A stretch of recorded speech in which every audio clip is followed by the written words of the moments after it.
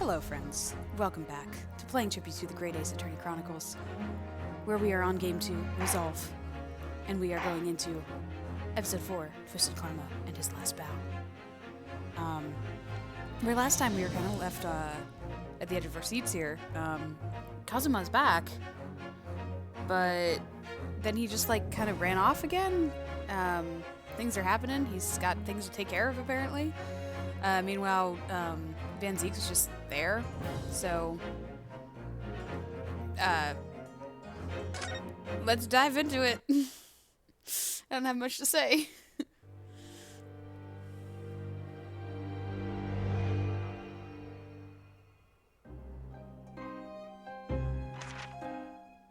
Pipe in hand, Sholmes looked down at the thick, rolling fog outside our window.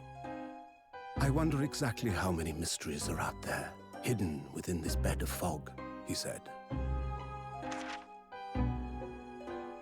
Indeed, a most bizarre incident, born of a curious advertisement. A hellhound's mad gallop through the shadows of a serial murder, an executed man's graveyard resurrection in the dead of night. And a commonplace killing in a small, forgotten room at the edge of town. There is, naturally, always another side to every case, of which most remain ignorant. And it is that other side which compels me to the scene of the crime, Wilson. So quickly now, take your hat and let's be on our way, my dear fellow. For our adventure is not over yet. Come, the game is afoot. Indeed it is, Sholmes, indeed it is. So what's going on here? I don't really remember. 8 days after that earth-shattering trial and Kazuma regaining his memory, we were in the foyer of one of London's most luxurious hotels, the Great Waterloo Hotel. Oh, I do not remember this at all. It's so fancy. I love it.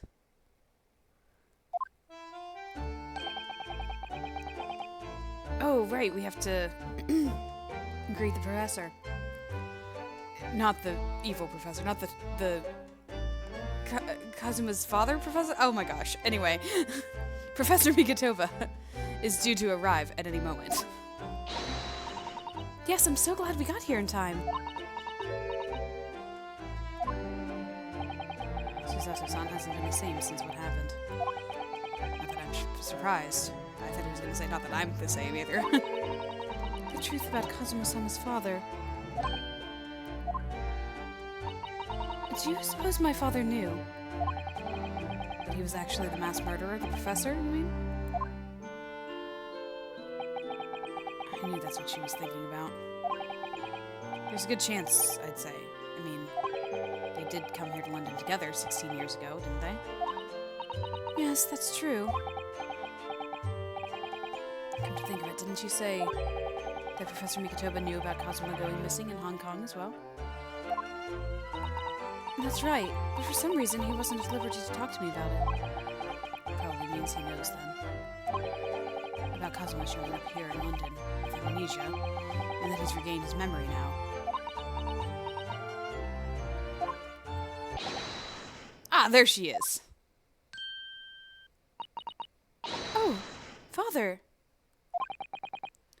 Hello, Susato. How are you?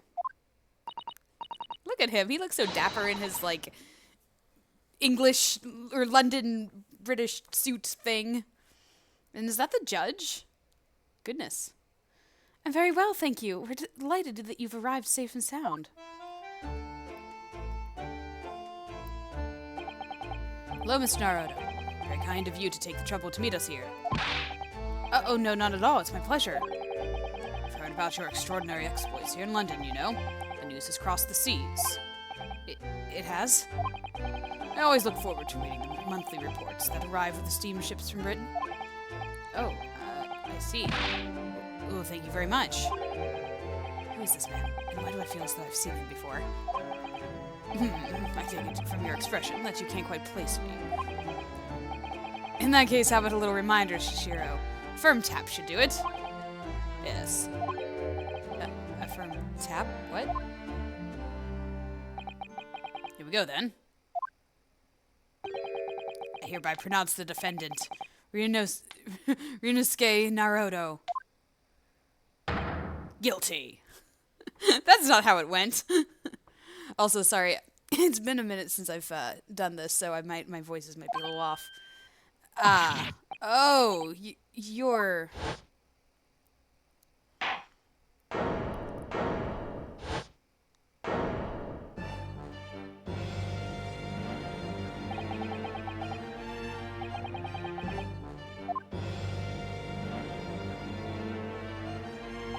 You look so happy and not serious.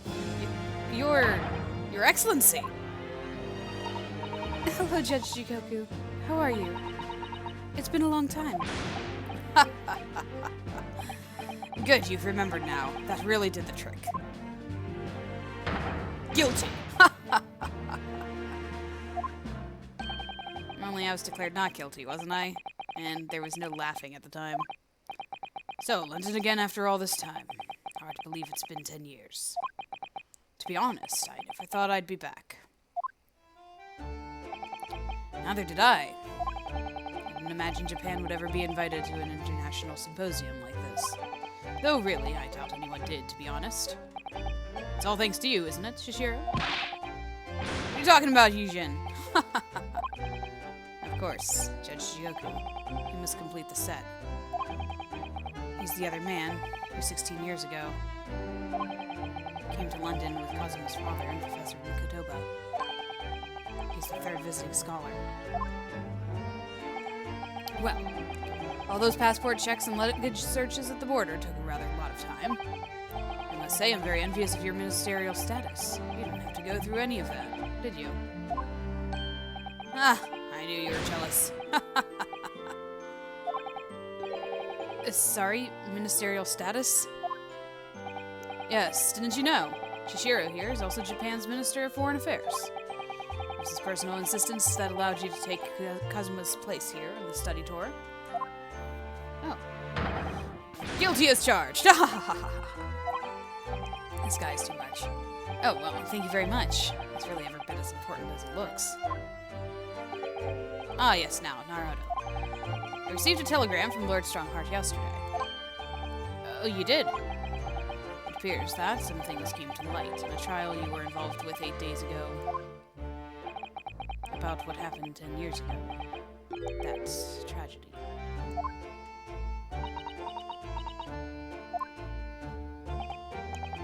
Yes, could you tell us any more about it? Oh, guess we're gonna talk. How was your trip? So how's the voyage here? Well, 50 days at sea is a long time by anyone's standards. It wasn't as bad when we first came 16 years ago. As when we first came 6 years ago. No, that's true. Then I truly wondered if we wouldn't be drifting in the vast ocean for the rest of our lives. This time we followed the same route as you, so we were able to relax and enjoy the experience. So you stopped in France's beautiful capital, Paris? We did, yes. Though only for one night. And yesterday evening, we left the port of Dunkirk for Dover.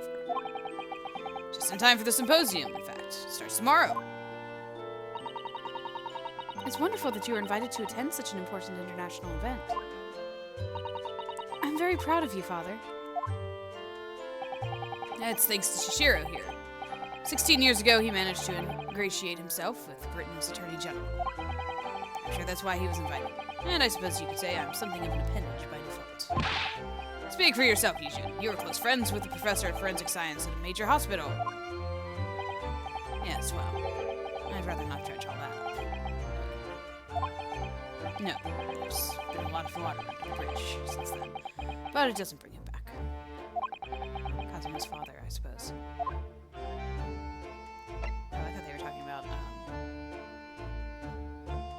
Didn't he say that he was friends with, Wilson?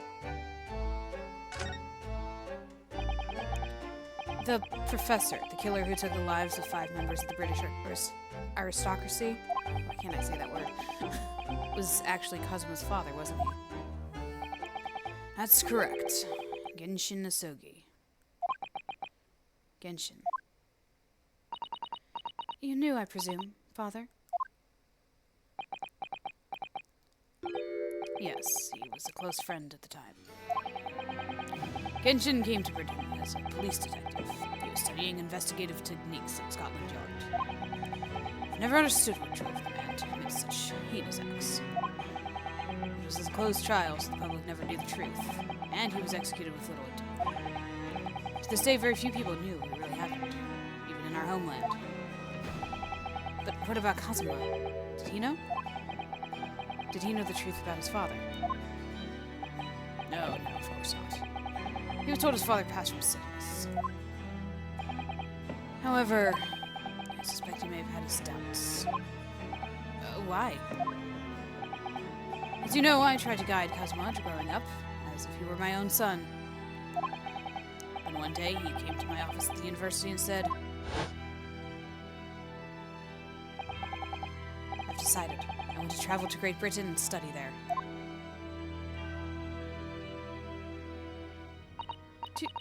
Do you think he wanted to come here to investigate his father's death? I don't know. But when I looked into his eyes, I did know that there was no way I'd be able to stop him.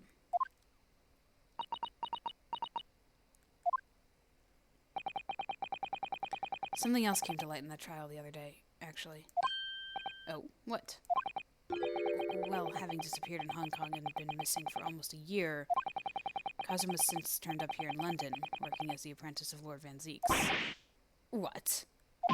What? That's news to us. Really? So, look at their faces, my gosh.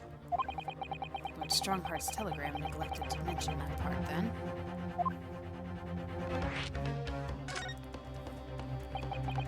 As you know, we both thought Kazuma had died on the steamship during our voyage to Great Britain in January. But he didn't die. He's alive. As you knew, didn't you, Father? In actual fact, no. What I did know is that when your ship docked in Hong Kong, he mysteriously vanished. We sent a team of investigators to Hong Kong to try to ascertain what happened, but to no avail. He's still alive, here in London, you say. I never dared even to dream of. Why on earth did the young man not make contact? The government and the police have been chasing clues fruitlessly for months now. Well, it seems that he was suffering from amnesia. What? Amnesia? When we first came across him again here in London, he didn't know who either of us were. I see. He only regained his memory 8 days ago. This is unbelievable. Yes, it's quite miraculous. I wonder why Lord Strongheart didn't let us know. I must speak with him urgently. I wonder how Kazuma's been these past few days. Would it be wrong for us to go and visit him? Is he in... He's not still apprenticing, is he? That began 16 years ago now. It's distant memory, really. It was Eugene here. Genshin Asogi and myself, we were the original three. First judicial scholars from Japan to travel overseas to study. Ocean voyages were not what they are today, I can tell you. 16 years ago, things were tough for the generation. Her father was an exceptionally fine medical student in UA University at the time, you know, young lady? Yes, grandmother told me. He went to do research at Great London Hospital to study autopsy, practically unheard of in Japan. Yes, it was an eerie place sandwiched between the back of a prison and a burial ground. No more talk of graves. Very often, there's no one willing to deal with bodies following autopsy work. So you see, autopsy labs have something of an unavoidable relationship with graveyards and prisons. Not my cup of tea at all. You remember that Scottish prison governor? Caden, his name was. He was a good man. Yes, and of course our 6th year here, things changed with that dreadful case. When Genshin was arrested for a series of the most gruesome murders. I simply couldn't believe it. I've known the man for years. I was a witness in the secret hearing, I tried to speak to his defense, but I bet you went a little too far and ended up facing charges yourself, didn't you? Well, suffice to say that after that trial, we were sent back to Japan. I wonder what charges he was charged with. There's nothing more we could do to save Genshin. It was a lost cause, sadly.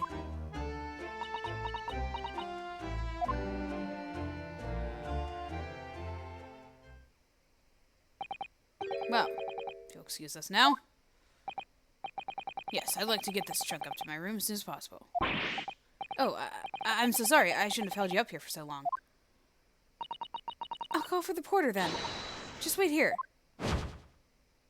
Quick as lightning. Susato-san's gone off on a run.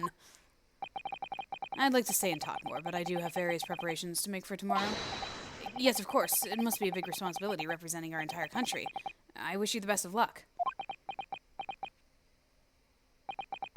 Naruto. I hope you'll keep an eye on Susato for me. Keep looking after her as you obviously have been. Oh, no, I mean if anyone's looking after anyone, it's her looking after me. Well, I do appreciate you being there for her, after all. I've been a miserable father to her. I thoroughly let her down. Sorry? What do you mean? Well, it was 16 years ago that I started my long study tour here in Britain, as you know. The very year Susato was born. Yes, I heard. The birth of my daughter was the most joyous event of my life, but... well, sadly it was accompanied by the most tragic event of my life, too. Yes, Susato-san hinted at something like that.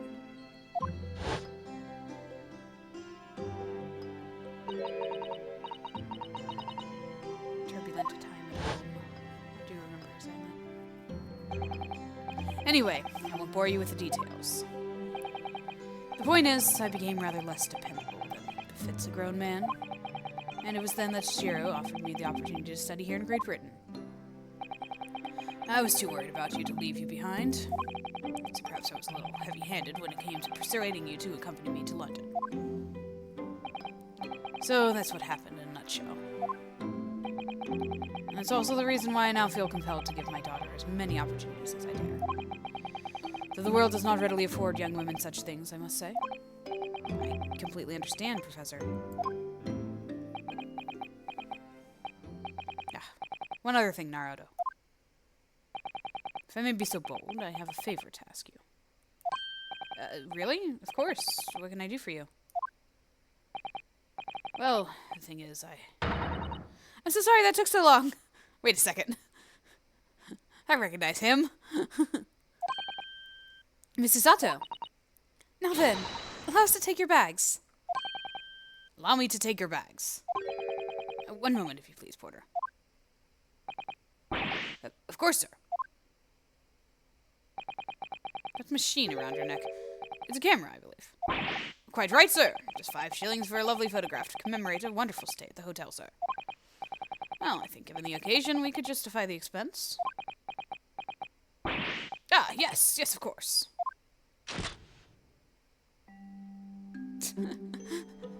Ryusuke looks so, nervous all the time. Serious. I'd like to thank you for coming with me, Mr. Naruto. It really made Father very happy, I think. Oh, well, I'm pleased then. But we were interrupted before. Professor Mikotoba was about to ask me for something. Shall we return to Baker Street, then? I expect Iris will have some delicious tea waiting for us. Yes, let's go.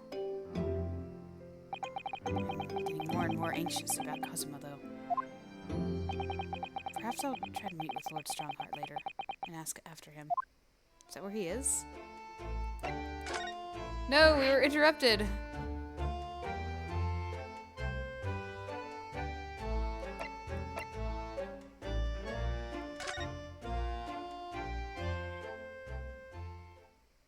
What was the favor that you wanted? Oh, it's the mask. Is that the mask that Kazuma was wearing? What? Ue? Ue? What was that? A man screaming in a most unflattering way. Do you think it could have been Mr. Sholmes? Oh my, I do hope not. I don't do it anymore.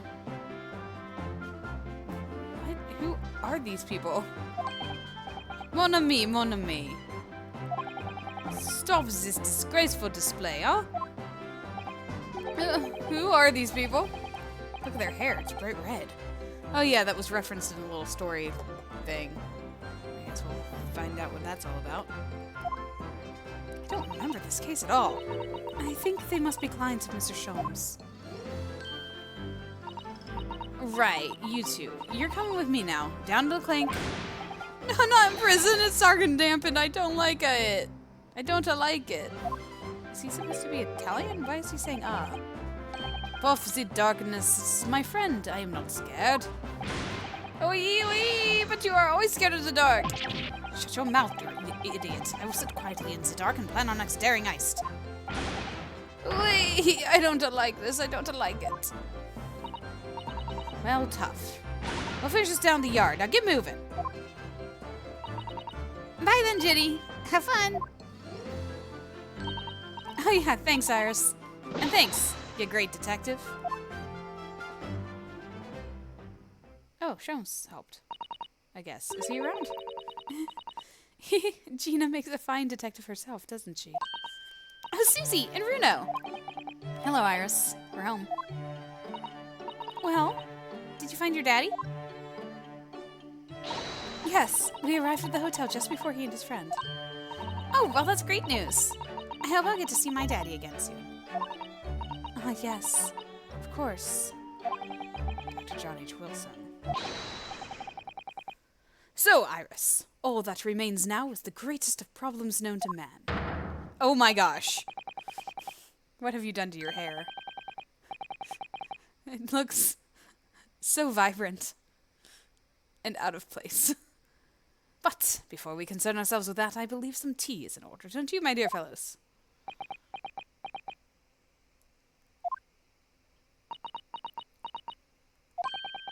Is something wrong, Mr. Naruto? Do I have a crumb or such like on my face? Not so much on your face as on your head, I'd say. Come along then, everyone. I've brewed a lovely special blend. Time for tea. Whatever is going on here today? In that case, let us sit and drink now. For I'm, in fact, expecting a guest later today. What is going on with your hair? Mr. Sholmes, who were the two gentlemen that were here before? Oh, just a pair of petty criminals. Nothing of significance. Of course, they have to make a living somehow. And when the mood takes me, I'm willing to turn a blind eye to all manner of infractions. When the mood takes you? All manner of infractions? But when such fellows set their sights on Mr. Herlock Sholmes, well, and that's when they're locked. Oh my, you are the target of a crime, Mr. Sholmes. But I quickly devised a plan to entrap them and deliver them to our young detective ally. You should have asked Dregsy to come too. We could have had an arresting tea party. I did send word, but no answer was forthcoming. He doesn't like you very much. The man is consummately in the wrong place at the wrong time. There's a word for it, I'm sure.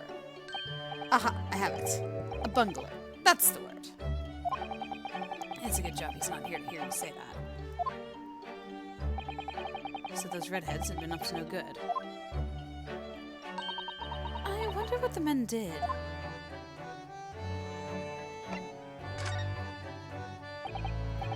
What was that about the greatest problems known to man that you mentioned before? Is it another fiendishly intricate case, Mr. Sholmes? How should I best explain it? Are you aware of the theory of evolution by natural selection, perchance? Oh, well, I think I've heard talk of it somewhere. Possibly. It's a revolutionary scientific theory that was newly proposed 40 years ago now. According to its author, Mr. Darwin, we humans were once apes who lived in the treetops. Wait, what? We were apes? Indeed. And from the very moment those apes descended from the canopy to live as humans, it has been our lot to be at the mercy of the greatest problem known to man. Our lot? What is the great problem, Mr. Sholmes? Why? It's not obvious, my dear madam. The problem of rent.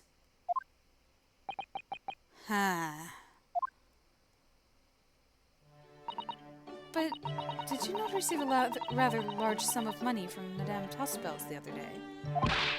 Cha! A large sum. One potted herb for Iris and a new motor car for me later, and all of it had quite disappeared, I assure you. Honestly, Hurley, you know you squandered it. Yes, well, anyway, 2 days ago, I discovered the answer to man's greatest problem, for the coming month at least. And what was the answer? Why, there's a substantial clue, before your very eyes. Are we doing some deductioning? Don't tell me, let me see. Humans are sorry creatures, unable to see what is in front of their noses. Let me give you some assistance. Don't look, but observe me very closely. There's one particular feature about my person that has changed. You should notice it in the end, I think. In the end? It's been stabbing me in both eyes right from the very beginning of our conversation. I think we might need another clue before we uncover the full answer, Mr. Naruto. Thanks for the hint. I'll be tearing my hair out if this charade goes on much longer.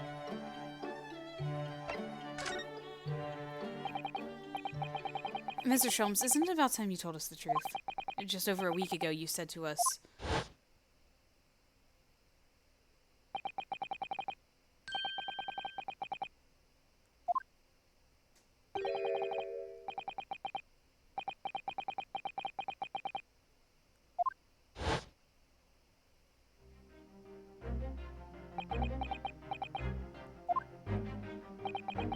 that case aboard the SS Buria in January. Kazuma wasn't killed, and you knew he wasn't dead at the time. So what was really going on?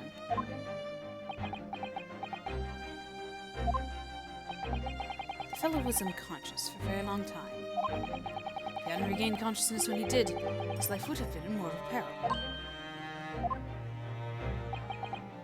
Of course, a side effect of the prolonged comatose state was amnesia, as you now know. It was a simple enough task to silence the crew. But how? After they'd carried him out of the cabin, I assembled them in the lobby area. Then I made them swear to leave him unconscious and have him unlaid for the ship in Hong Kong as a murdered corpse.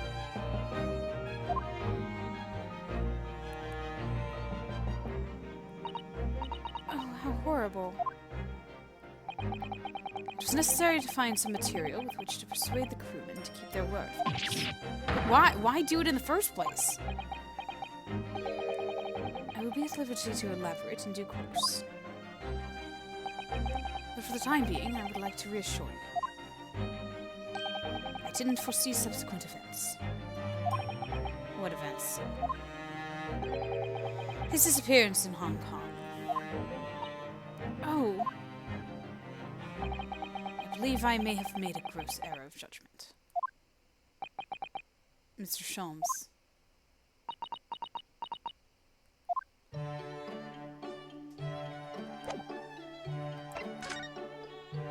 let's see what's going on with this mask.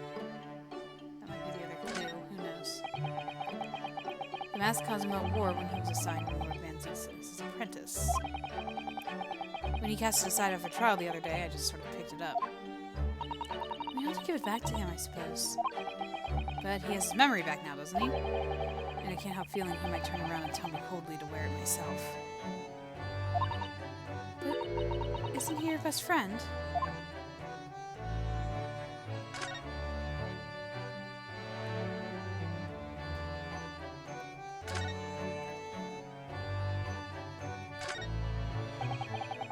I do like this fireplace. It's one of the best things I've seen since we arrived in the country, in fact. Although I do yearn for a Japanese utatsu. Putting your legs under a warm blanketed table is so comforting. Do be careful, Mr. Naruto. Don't mistakenly put your feet in the fire, will you? You yourself have terrible burns, you know. I worry sometimes about how Susato-san sees me.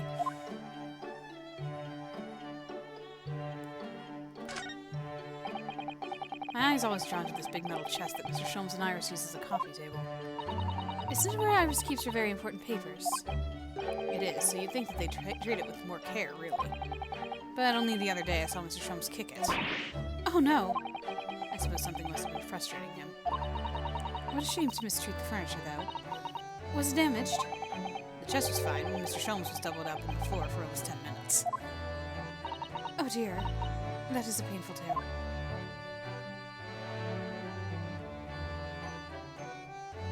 I was trying to look at all the papers everywhere. I think this must be it. This looks more like a newspaper than would have the proper course. This looks like last week's edition. What's that article circled in red there? It's an advertisement column. It says, "To the Red-Headed League." The Red-Headed League? What's that? I don't know.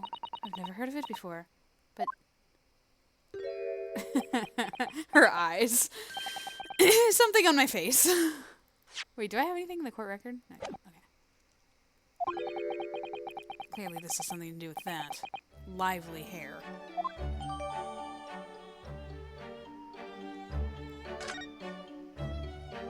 Now I have something in the court record that I will be presented to him as soon as I look at it.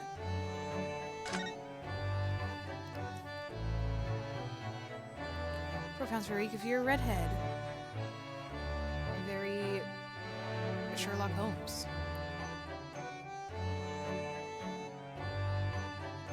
Oh, I was reading the paragraph there. On account of the bequest of the late Ezekiah Hopkins of Lebanon, PA, USA, there is now another vacancy open which entitles members of the League to a salary of £4 a week for purely nominal services. All redhead men who are sound in body and mind and above the age of 21 years are eligible to apply in person on the morning of the 31st at the large park on Lime Street.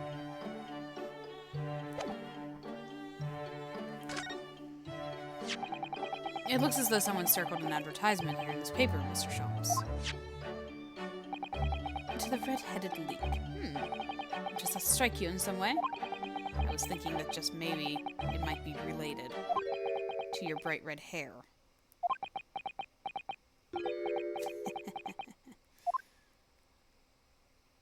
So, at last you've learned to apply my methods, Mr. Naruto. Sorry? In the first instance, and quite indispensable, observation. Believe me, I could have seen that hair with my eyes shut. And so then, allow me to regale you with the details of my latest exploits. Regale or boast? Here we go. So, what is the Red-Headed League, which seems to be the subject of the advertisement you've circled? You noticed in the paper, then. That, my dear fellow, was going to be the source of this month's rent payment. It was how? According to the advertisement, the Red-Headed League is a distinguished institution of fellows of unspecified governance. In fact, the only condition for being a member is having red hair. That doesn't entirely surprise me. But listen to what the lucky redheads receive once they join. An unconditional salary of £4 a week. Oh my, £4 a week? But why? Why are they paying people? What are they paying people for? That, I don't know. No details are given in the advertisement. But surely every red-headed person in the country would be flocking to join that case. Join in that case. You're right, Susie. There's no time to lose. I'll put in my application at once. So will I. Just on the off chance. That might be stretching a point, I think. The trouble is, they have a fixed number of members, you see. Oh, I see. So once a certain number of people have joined, no one else can. But as luck would have it, one member recently passed away. It wasn't particularly lucky for the redhead in question, I feel, Mr. Sholmes. And so you decided to try to join it in his... So you decided to try to join in his place? Correct. I mean, look at me. Have you ever seen such a red-headed fellow? No. So why? Why did it have to go so wrong? What on earth happened? A blunder, Mr. Naruto, though it pains me to admit it.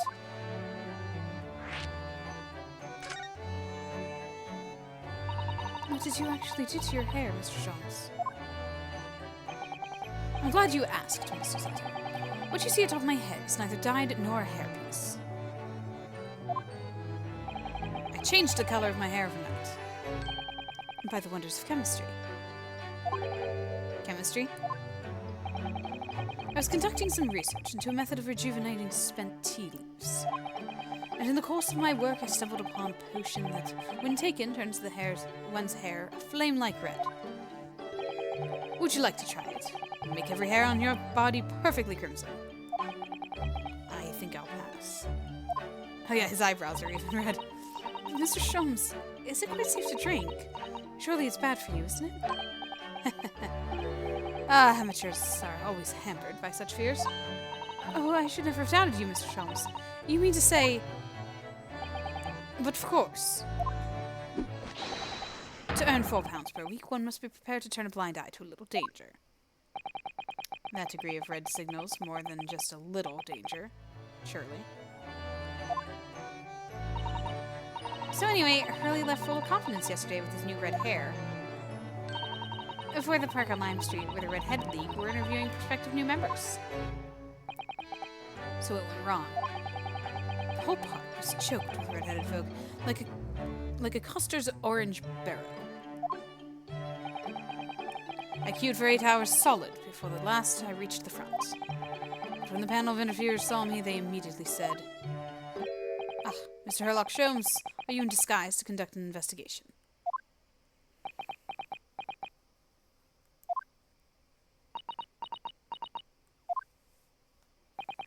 So naturally, I had no choice but to reply, "Shh, don't give me away." After which I could do little else but turn and leave. Then the morning when I looked in the mirror, irritation stirred within me. So I turned that pair into the police. Oh dear, what a disaster. For Hurley and those two redheads.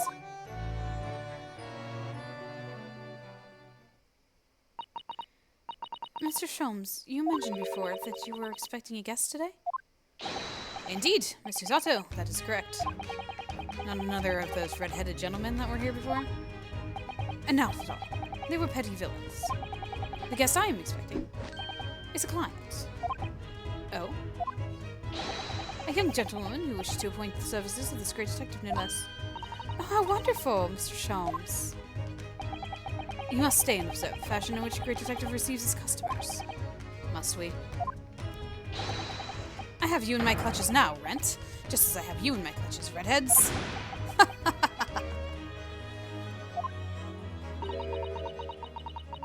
That hearty laugh is masking rather sinister thoughts, I feel. You know, the lady isn't due for another hour yet. Don't feel as though you must wait around if you have other things to do. We do. We have to go talk to Strongheart.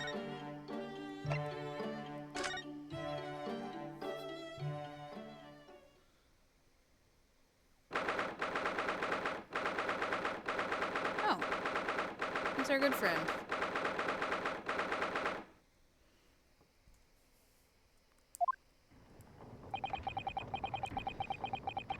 Oh, let me remember his voice. Here's the final draft for the opening address for tomorrow's proceedings. Supplemented your original, the figures you asked for from the yard. I see. Excellent work. Thank you. You're welcome. What's Lord Van Zeke's doing here? Oh my, there seems to be an awful lot of tension in the air, wouldn't you say? This place is stifling enough as it is. We really don't need any more tension.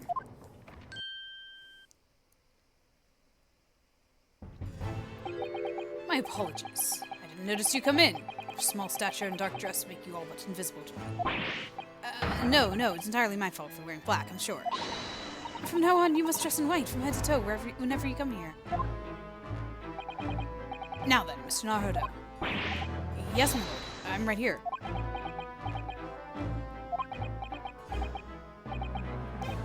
Kill me now. Something wrong? Perhaps it's a little too hot in here for you. No, not at all. I mean, I've never experienced a room at such perfect temperature. If you're sure. Beads of sweat carving their way down your face seem to suggest otherwise. Because of the daggers you're staring at me with, mainly. As you're no doubt aware, my International Forensic Science Symposium begins tomorrow. In fact, your father arrived in London earlier today, I hear, madam. Oh, yes, that's right, my lord. He's extremely honored to have been invited. Leave the remaining preparations for the meeting room in your capable hands, then, Lord Ventix. We'll attend at once. Hi. Bye. He gave you very cold stares he left, didn't he? I know, but I haven't done anything. Have I? In these past few days, my feet have barely touched the ground, I must say. My dedicated right hand of many years was recently put out of action in spectacular fashion.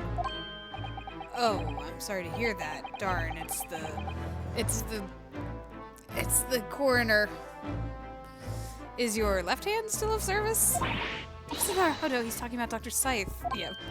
Ah, of course. Oh, shoot. I'm terribly sorry about that. I was just, fear not. You've done nothing wrong. Dr. Scythe's own wrongdoing precipitated the situation. You don't need to concern yourself with it any further. That would be a lot easier to do if it weren't for the piercing stare you're giving me. Lord Ventix is doing an admirable job of holding me fort. Oh. I'm so sorry. No wonder he gave me a cold stare. He does not want to be in this situation either. But disturbingly, his apprentice has been missing since yesterday. Oh, missing? What's become of Kazuma-sama now? We have a lot to talk about.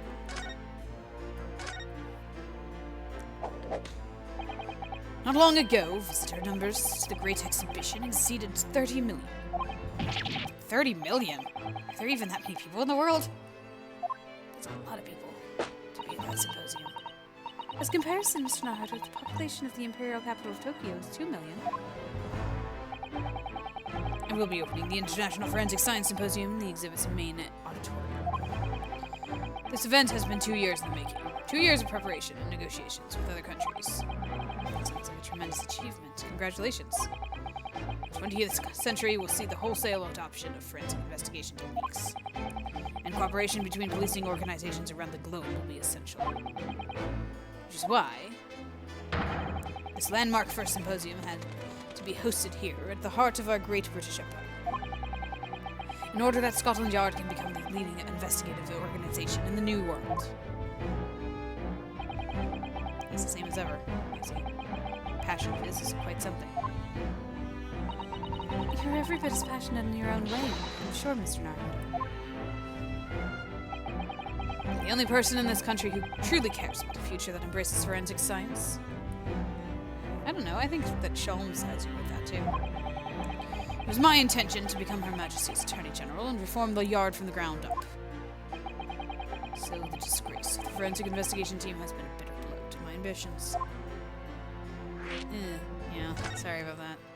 I first established the forensic investigation team a year ago, experimentally to start with. With Dr. Scythe at the helm, it was steadily accruing an impressive record of achievement. I was on the verge of changing its name and elevating its status to a full-blown forensic investigation department. And can you not do that now? Obviously. Nobody wants to hear anything about it at the moment. Even I can't keep the story out of the papers. 6 million Londoners will be cursing forensic science now. This incident will set back our country's advancements in the field by a good 10 years, I'd say. Unintended repercussions of our trial. We simply couldn't have overlooked what had happened, though. Of course not. I shall be grateful to you both. Anyway, I so reform this country's policing, I become Attorney General. This might delay my plans, but it won't alter them. who will stand in my way. So about Cosmo. About Lord Van Zeek's apprentice. Ah, yes. That came as a surprise to me, I must say. That you and he are friends. Old friends. How did he become an apprentice to Lord Van Zeek's in the first place? He came about 3 months ago. An unidentified Asian man who was apprehended by border police. They found him hiding aboard a large goods vessel. Oh my! So he stowed away to get here. Why? He had amnesia. What was he aiming to do? He had no papers to identify him, no passports, and he was suffering from amnesia too. Other than the fact that he was clearly of Eastern descent, there were no clues as to who he was. So I decided to assign him to Lord Van Zeek's, so I could keep an eye on him. But then why the mask? I didn't want to burden Lord Van Zeek's with tiresome explanations about why he had an Eastern apprentice. Because it would be so much easier to explain why he was wearing a mask. He's proving to be great help to Lord Van Zeek's. High hopes for his future. By the way, do you know where he's gone? No idea, but I believe he's left London for the time. Oh. I take it you also didn't know. That the man's father was one of our country's most infamous criminals, I mean. Genshin Isogi.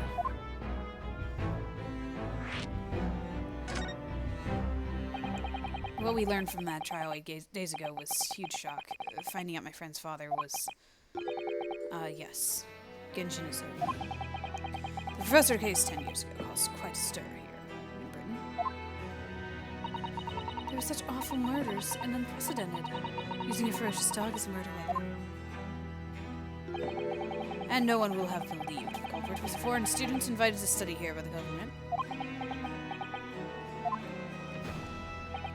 So the true identity of the killer couldn't be made public then, and can't be made public now. Nobody in your country knows it was him. And neither do the citizens of London. The main motivation was to avoid aggravating relations between our two nations at the time. I understand. Correct. However, it has been to be noted that there were some supporters of the professor's apparent cause. What? Supporters of a mass murderer? The majority of the man's victims were a blight on the aristocracy of the day. Somewhat ironically, their deaths actually benefited society as a whole. Or so a fair few thinkers in London believed anyway. Right, I see. It was so murder, wasn't it? It seems very similar, doesn't it? To the idea of the Reaper of the Bailey.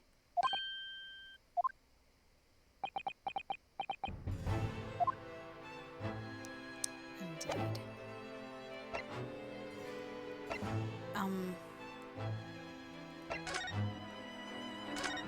Van Zeek's still around. Nope, I think we have to go. It was nice talking to you. We're gonna go home.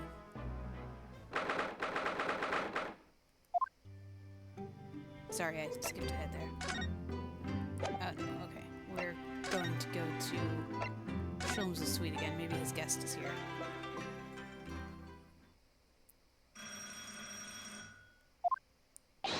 Aha! Here's my guest now. My latest client. With money to spend. Wow, I made it just in time then. I do hope it's an exciting case, Hurley. Remember, Iris, we are at present gripped by the greatest problem known to man. You must be willing to accept any case, no matter how unstimulating, save for locating a runaway, of course. Don't spare anyone's feelings, will you? Oh dear, I'm afraid that Hurley can lack a little tact, especially just before rent is due. Jeez. Oh, hey, I know you. Mr. Sholmes, Mr. Herlock Sholmes, please, oh please. Please find my husband, he's run away. Oh, irony.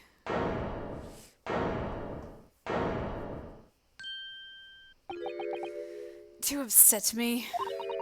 I beg your pardon.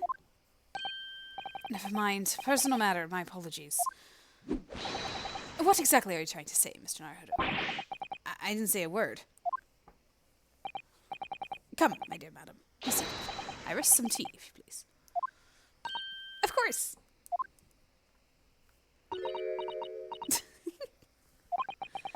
What's the matter, Mrs. Sato? Oh, it's just the gentlewoman. I feel sure I've seen her somewhere before. Very recently. Yes, now you can mention it.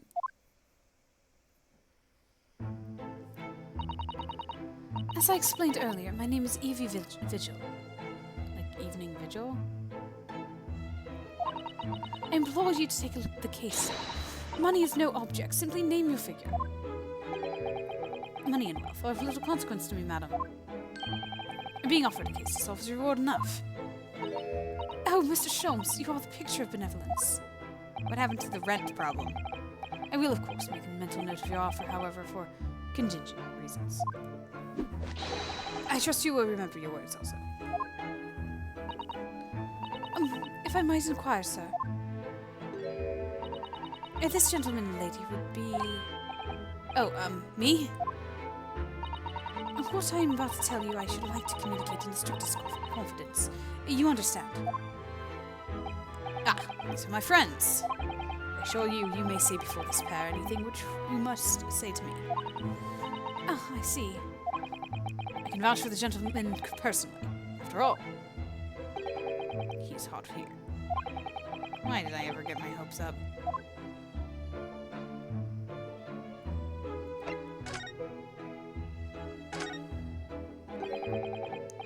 Forgive me for asking, Mrs. Vigil, but have we met somewhere before? Quite recently, perhaps? Oh my! My dear fellow, what's your intention? Clearly you have no ability to differentiate the facial features of the English. If you wish to invite the lady to tea, you must do so in a more gentlemanly fashion. Is it possible that you're the nice young lawyer from the trial I attended last week? Ah, I knew I recognized her.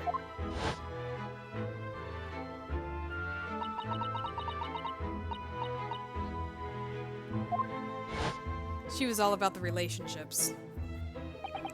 I didn't quite recognize her because she's acting so differently now. It must be very difficult for you as a lawyer, being hard of hearing, I mean. Pardon? Oh dear, I'm so sorry. Don't worry if you can't hear. It was for free, really. Nothing more. Now look what you've started, Mr. Sholmes. Thank you very much. I believe it would be prudent for you to sit quietly in the corner. Yes.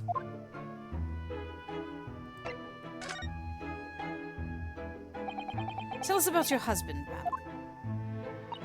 Mr. Vigil, my daily. Daily vigil.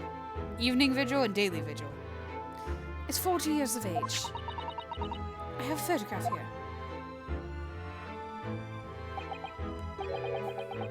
An entirely unremarkable gentleman, by appearance at least. How long have you been married? It will be 15 years this year. We have a cordial relationship, and my husband's income is more than adequate, so we live comfortably. As it would appear. I need only look at you to know these things. Oh gosh! Your dress is the latest style, your hat clearly regularly groomed, and your eyes are animated. In short, you have no inkling as to why your husband might have disappeared, correct? That's right. He's a kind man with a strong sense of loyalty, and he rather dotes on me. Which would point to the possibility that he has become embroiled in some incident or other. Oh, that's exactly what I fear must have happened, Mr. Sholmes. I'm quite beside myself. My husband's employment is somewhat unusual, you see. What if he's incurred some miscreant's ill will? And what exactly is your husband's line of work? He's a warder at the prison. A guard? That is somewhat unusual.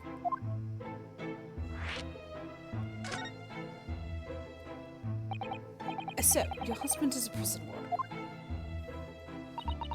That's right, yes. Well, in actual fact, he's the chief warder. Indeed. I see. Well, chief prison warder certainly qualifies as something of a special occupation. Yes, it does indeed. My poor husband must prepare those dreadful punishments and see that they're carried out. Dreadful punishments? Does she mean capital punishments? And at such times, he must occasionally spend a night or two in the prison dormitory. But for that extra responsibility, he is remunerated more handsomely than the other warders. Of course, we make no mention of my husband's work to neighbors.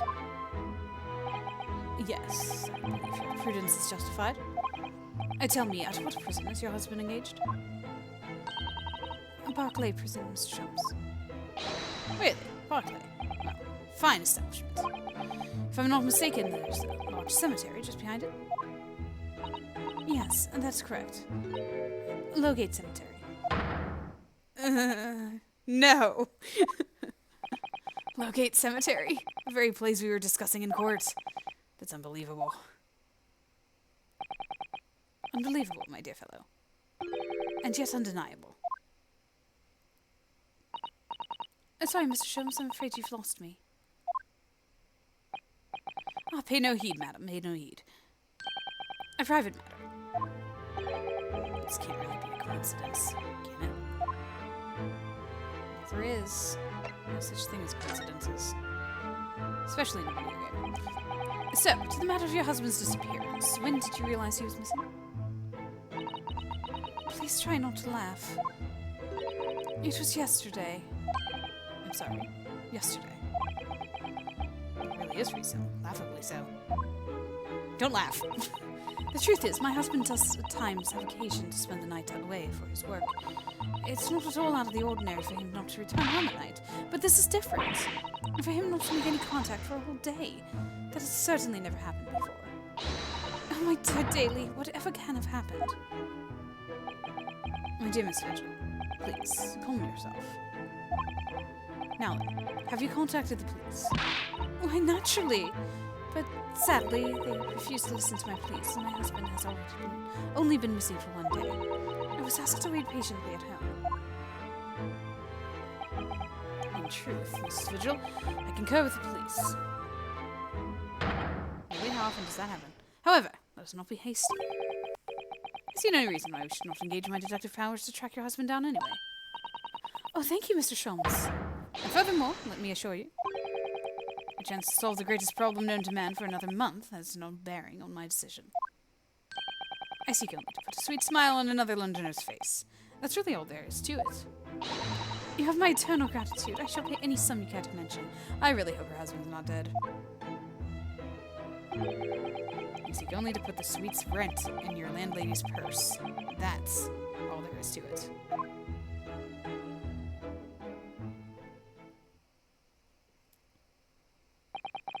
Thank you for everything you've shared with us, Mrs. Vigil. I believe I have all the information I need to begin my investigation. Oh, please report to me soon with good news, sir. Fear not, madam. In a day or two, I shall be contacting you with a heartening report, I'm quite sure. So soon? How splendid, Mr. Shums. Good news should be delivered early, I always say. If you would be so kind as to leave the photograph of your husband in my possession.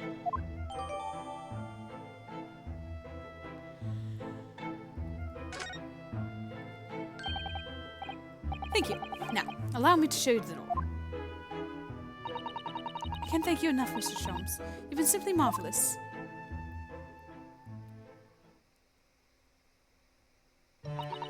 You know, I think it every time, Hurley. But how do you come out with such nonsense? Good news in a day or two? Are you sure? I can't be sure, of course, but then I didn't swear on it. I merely gave the good woman some hope. I hope to be able to give her good news, one might say. After all, the rent must be paid by the end of the day tomorrow. And if by that time I've successfully located Mr. Vigil, then we shall be mutually relieved. Wouldn't you agree, Mr. Nara? Don't look at me with those pleading eyes. Well, my dear fellow, did you hear the details of the case? Yes, my hearing is surprisingly good, actually. I do pride myself on observation. Excellent! And what do you make of it? Well, I was surprised to learn where her husband worked, at Barclay Prison, I mean. Ah, so you noted that. Of course, especially with the mention of Lowgate Cemetery.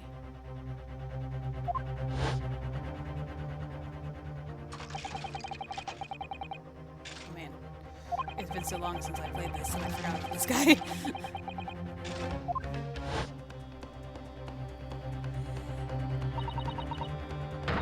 Barclay Prison is where that notorious man was incarcerated. The professor. And now a warder from the prison has mysteriously disappeared. It's all very peculiar. Indeed. But nothing you can't handle, I'm quite certain, Mr. Naruto. Sorry? Run along to the prison and see what you can glean. Would you? It's the prison governor, so no doubt the man is equally worried. But aren't you going to go yourself? Surely you needn't ask. I can't possibly be seen out with his hair.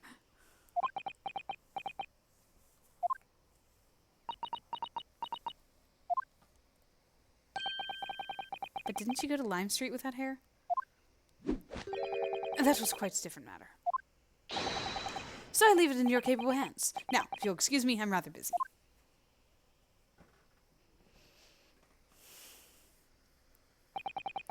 Of course you are.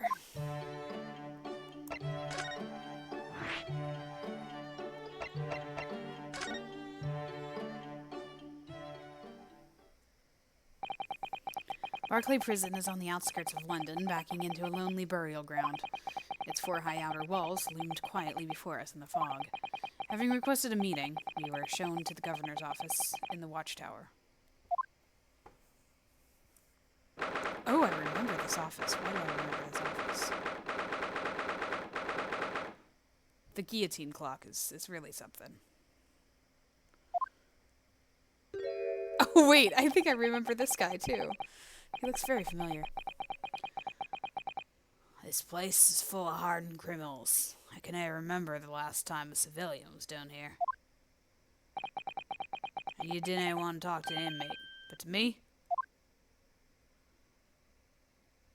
Oh. You know you ken who I am? Ken means no, sorry. Do you ken who I am? I'm the governor. Barry Caden. Wait. Didn't they mention Caden? Yes, it's a pleasure. I'm Ryunosuke Naruto, defense lawyer. An Easterner, I see. Does that mean... Yes, I'm a visiting student of law from the Empire of Japan. Japan? You say Japan? Yes? I don't remember this guy. For some reason I thought I did, but his face is not... I must remember a big guy in this room, but not much about him. Well, don't know any of you kind in here, laddie. Maybe you should try prison next door, eh? I didn't notice another prison next door, sir. Anyway, we came to ask you some questions about... And they like to be so direct, but... No intention of speaking when he likes to use suspicious-looking Easterners. Why are we suspicious-looking? Now get over my hair. So as soon as he finds out that we're from Japan, he reacts like this. That surely means... I think it's because of the professor case. You think so too? 10 years ago, Genshin Isogi, also known as the Professor, was incarcerated at this prison. And then after his execution, he apparently re-emerged from his grave in the cemetery behind the prison. I might have known. Wait, did I say that out loud? I did. You're sniffing around about that case, aren't you? Your agent, say. Part of Professor's great web, no doubt. No, not at all. We're just... Get on with you before I punch your lights out. We're going. Clearly the ghost of that killer still haunts this place. We're not going to get anywhere here. Unless we can somehow prove to this man that there's nothing suspicious about us. Governor Caden. What are you thinking, Miss Susato? I feel sure that the name came up in conversation recently somewhere. I was wondering if whoever mentioned him might have some ideas to help us. Come to think of it, I have the same feeling. Yep. Okay, so that's her telling me to move first. To see her father. Ah, hi there. Anything interesting in the news?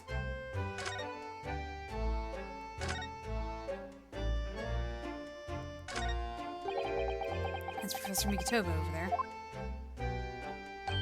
Ah, hello, you two. Just taking a moment to catch up on the world now that I'm unpacked. But where's Judge Jigoku? Yes, he's not the relaxing sort. He's taken himself off to pay his respects to all the legal bigwigs. Having only just arrived in the country today, thank goodness he's full of energy.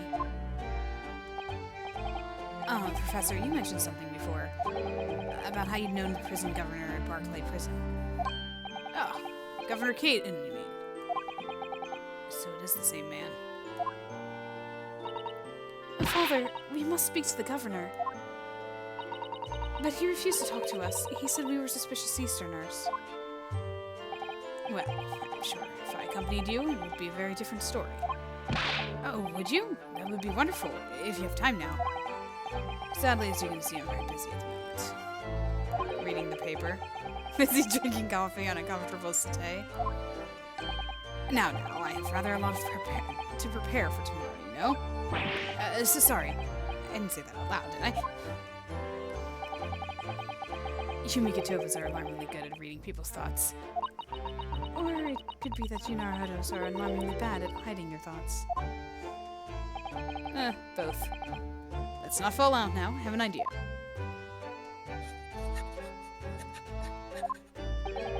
What's he writing on the piece of paper? There's a letter of introduction for you. Hopefully when he sees my name, he'll change his tune. Thank you.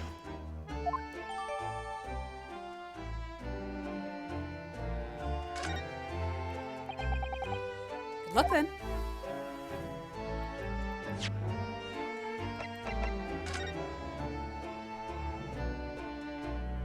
What? Is that on your ticket?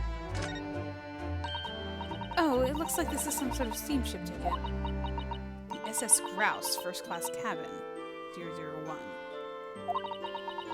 Yokohama departure, 11th September, London arrival, 1st of November.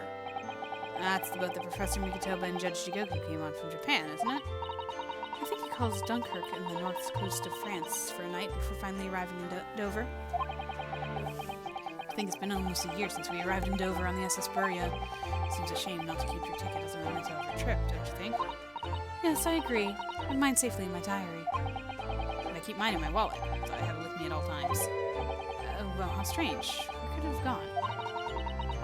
Are you like this on purpose, Mr. Naruto? Did I imagine it, or was that comment accompanied by a little sigh? Oh, okay.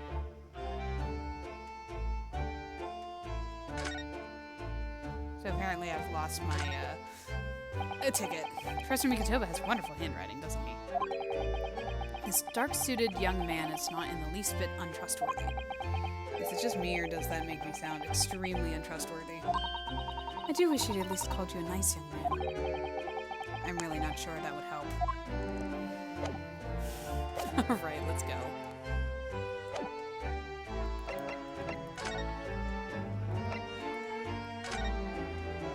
We're back! Hi! Please talk to us. Whoops. If you just cast your eyes over this, Governor Caden. What's this then? You can't blow the wool over my eyes. You go for an un-Japanese student. Mikitoba. That. The young jock from the forensics laboratory. That Mikitoba? Yes, exactly, him! Oh dear, perhaps I should have said something sooner. I'm Eugene Mikitoba's daughter, Susato. Hey, you're the young man's daughter? And you think you've mentioned that before? I do apologize. Ah, well, you best take a seat then. Can I offer you a cup of tea, perhaps? And don't I forget to try one of these wee and gift biscuits.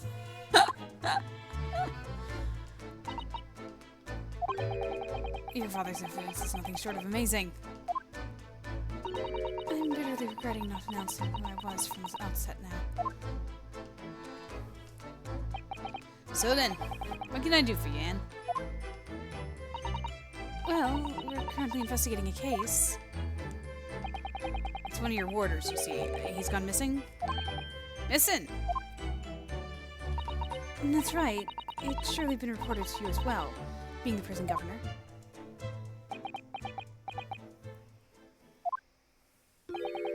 I haven't ordered anything of the sort. There are no missing persons in my prison. Oh. But how can that be? It's Mr. Daily Vigil, your chief warder? Vigil. That's right. His wife came to us and asked us to investigate his disappearance. Let's skip the part about him only going missing yesterday for now. Clearly that means something to him. Would you be so kind as to tell us what you know, sir? Aye, of course.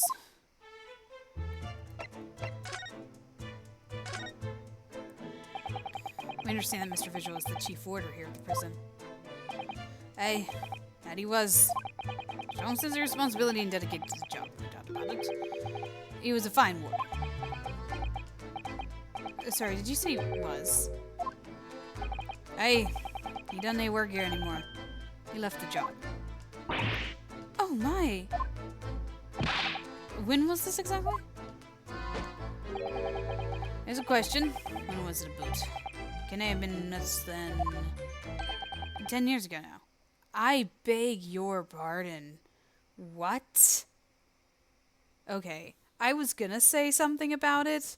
Now I definitely have to say something about it.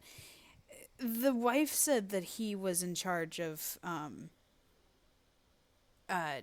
like the capital punishment, right? And the guy, the professor, came to life after being killed. So something happened, and he might have been a part of what happened there with not actually being killed. I was gonna say something about that. This 10 years ago timeline lines up with that suspicion. But also, how does the wife not know that he doesn't work there anymore if it's been 10 years and they've been married for 15? What is happening right now? What? Yeah, my thoughts exactly, Stiletto. 10 years ago? He stopped working here 10 years ago? I didn't mind it. You know, I haven't heard of the fellow's name in all that time. Not to worry if he's gone missing, though. Mrs. Vigil made no mention of it. I think perhaps Mr. Naruto, that his wife simply doesn't know. I think she's unaware that he no longer works here. Governor Caden, can you tell us what happened? Why did Mr. Vigil give up his job here? That's important, is it? Yes, I believe maybe. What are you thinking, Mr. Naruto? Can't help wondering, given that it was 10 years ago. Which was exactly when the professor was being held at this prison.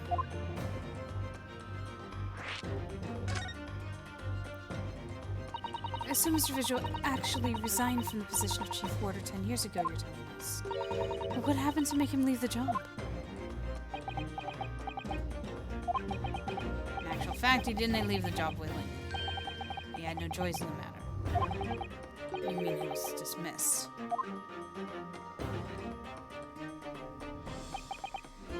It was after a particular walk. Sorry? A walk? Aye, that's our word for it here. A walk to the gallows. An execution. It's the job of the chief warder to prepare the gallows tree and oversee any executions, you see. Only Vigil did something unthinkable on the last walk he was man. What did he do? I'm sorry, but can I reveal that information? He did something to make the prisoner survive. He had to have. But I can tell you, it's very rare for a chief warder to be relieved of his post. Why wouldn't Mrs. Vigil know about it? She appears to be under the impression that her husband still works here. I wouldn't get into anything about duty, I'm afraid. Can you perhaps answer one more question about the circumstances of his dismissal? What would that be in? That last execution that Mr. Vigil was responsible for overseeing. Was it by any chance the professor's? My thoughts exactly. She's always so bold and ready to be forward with her words and questions as we just, think about it. I'm sorry, I really am. But I'm not at liberty to answer that. I see.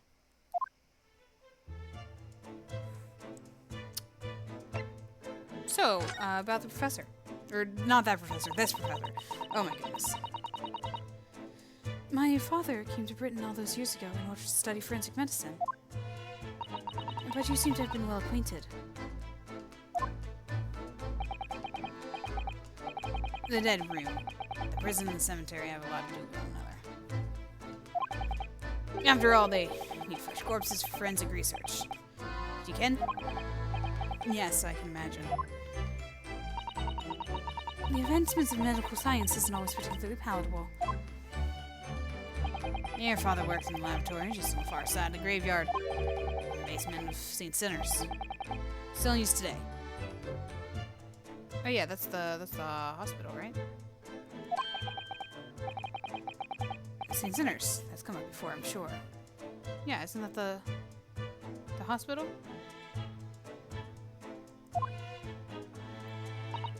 Yes, that's right. We've been there. Migatoba and I have to ride a... Wow. Migatoba and I used to ride a carriage together and negotiate terms. More fresh material, I suppose. And we used to sit in there for hours and gabble about the dissection of all sorts. Oh, it takes me back. Over a pot of tea and a plate of cuff biscuits, of course. How charming.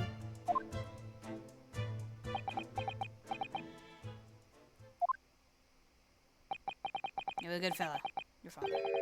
Reliable and dead set on his work. But I'm afraid I'll never understand you Japanese. Because of the Genshin Asogi, I suppose. Because of Genshin Asogi, I suppose. I was ready for him to say the incident or something like that. Well...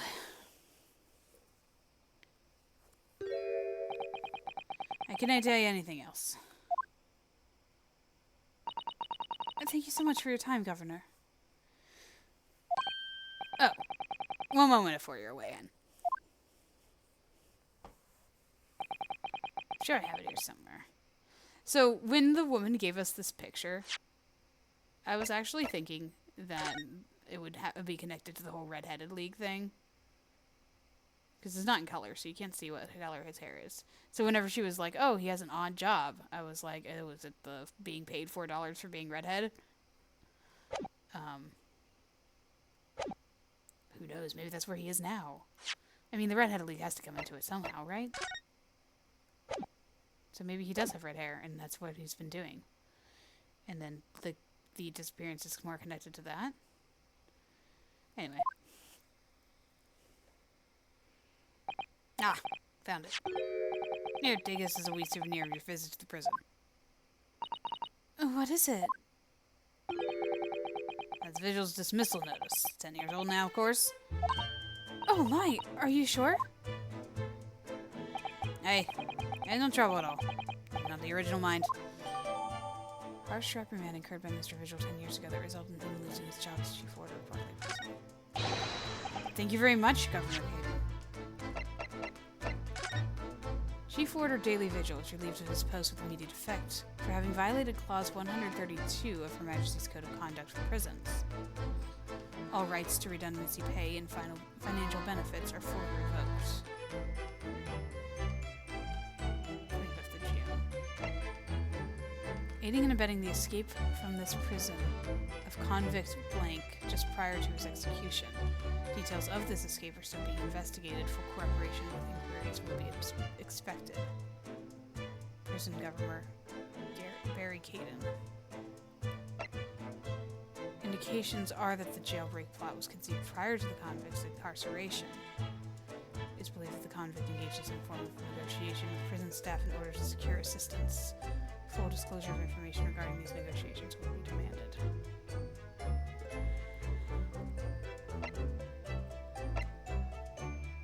Wow. Okay. Well, in return, do me a favor and never come back here. That case is closed.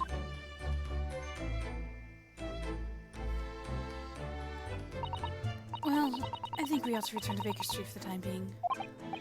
Yes, I agree. We need to report back to Mr. Sholmes with what we found out about Mr. Vigil. What will we tell Mrs. Vigil, I wonder?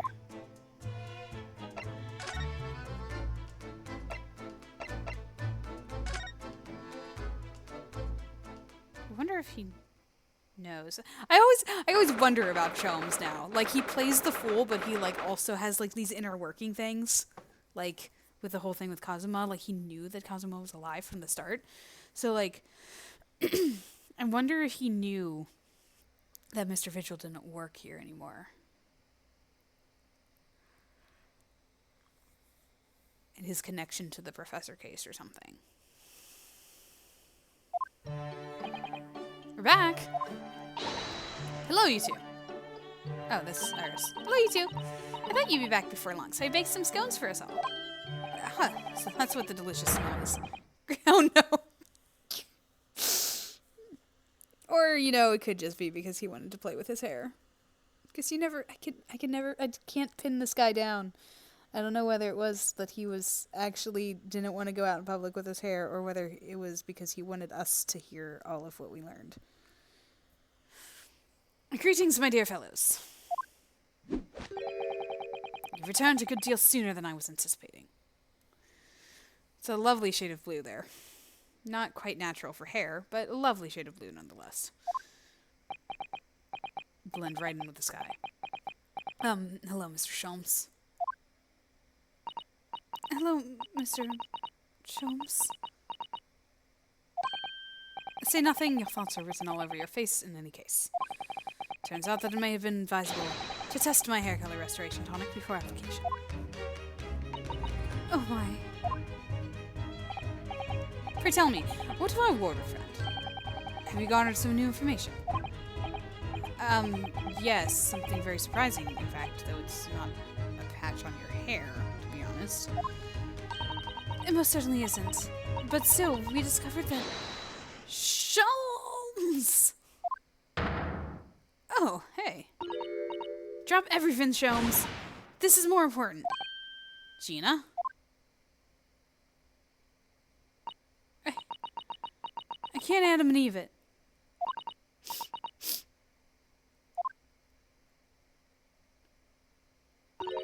What's happened? Clearly a very grave matter indeed. If Miss Lestrade made no mention of my hair whatsoever. It's the boss. What do you mean? Inspector Gregson? The boss is... He's dead. What? They just found his body shot with a pistol. What? Okay, when she came storming in here, I was like, wait, no, it can't be this early. It's not happening right now, is it? It is happening right now. But... Inspector Gregson... He was murdered? No, not Gregsy. Come in, my dear, and tell us the whole story.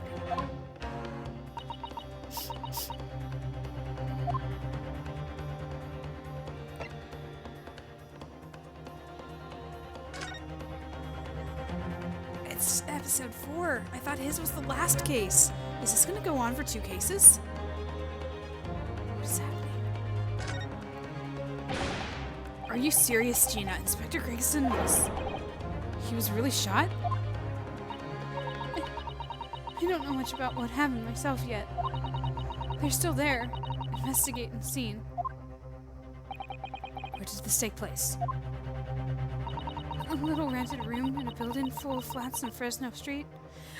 And when the story went through at the beginning, I was like, man, this sounds like what happened to Gregson. That's really weird. I must be combining 2 cases in my memory. Because I remember the room. And I'm like, oh, it sounds like that room.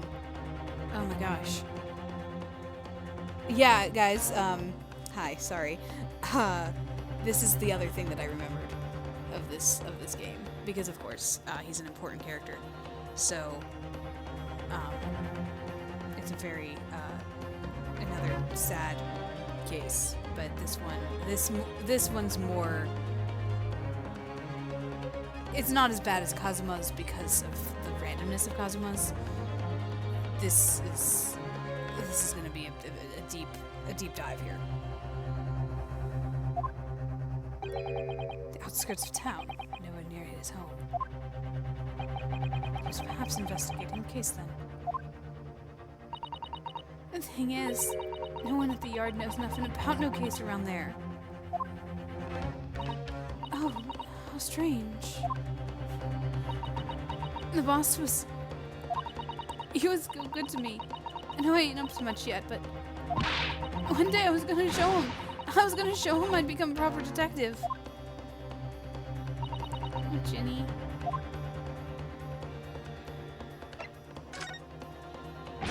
So who did this? Do you have any idea who the culprit is? We got him already. Already? You got the shooter so soon?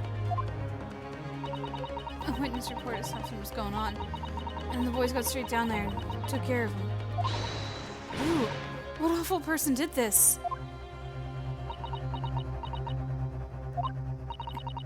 I still can't believe it myself. Gina?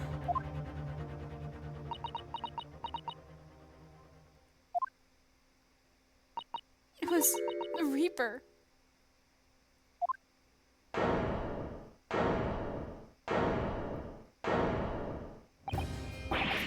Wait a minute.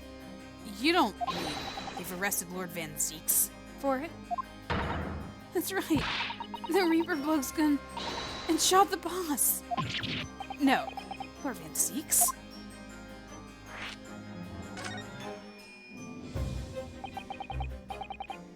Are you quite sure, Miss Lestrade? It's Beric Van Zeeks that the police have arrested. I saw him with my own eyes. In the interview room of the yard. I don't believe it. But there were witnesses. And they're all saying it was him. So you mean there were actually multiple witnesses? And they heard the gunshot, apparently. And when our lot got to the scene, it was only the boss and that Reaper bloke in the room. There's no way Lord Van Zeeks would have taken Gregson's life. I just don't believe it. I don't believe it either.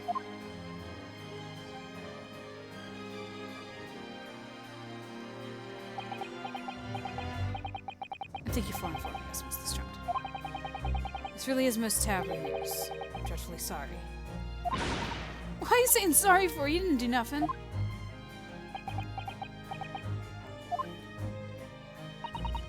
Oh, anyway. I'm taking a cab over to the scene right now. Please come and help. As soon as you can. You gotta help. Poor Gina. I remember all of this. I like Gregson. It was really hard for me to, like, see him and joke about him and be like, oh, he didn't like me very much while the game was going on, because it couldn't have you be any the wiser. It's a detective's lot to appear wherever some sinister plot has unfolded. Little wonder we all look haggard. Sometimes these things are almost too much for the nerves. Mr. Sholmes. What use is there in being a great detective if I fail to see something like this coming, hmm? How could I let this happen to Gregson? To Gregson!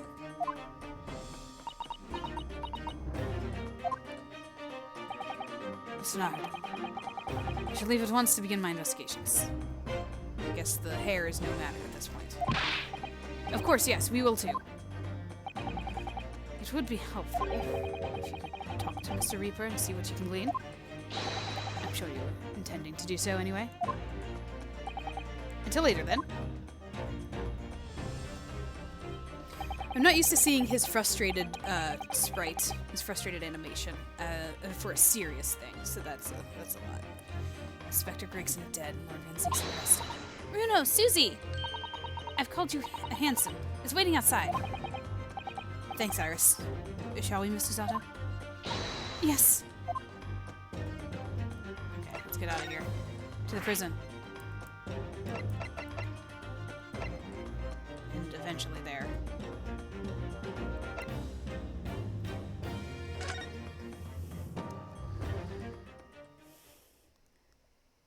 So, to return to the, I guess, I was gonna say back to the original, I guess, maybe it's a callback, a throwback to the original game where we seem to be leading up to, be defending the prosecutor. So, you know, that's always, fun. There he is, Lord Van Zieks behind bars. So it's true, he really was arrested. Who's gonna prosecute? He's sitting with his back to the wall reading something. I don't think he's noticed us. Lord Van Zieks.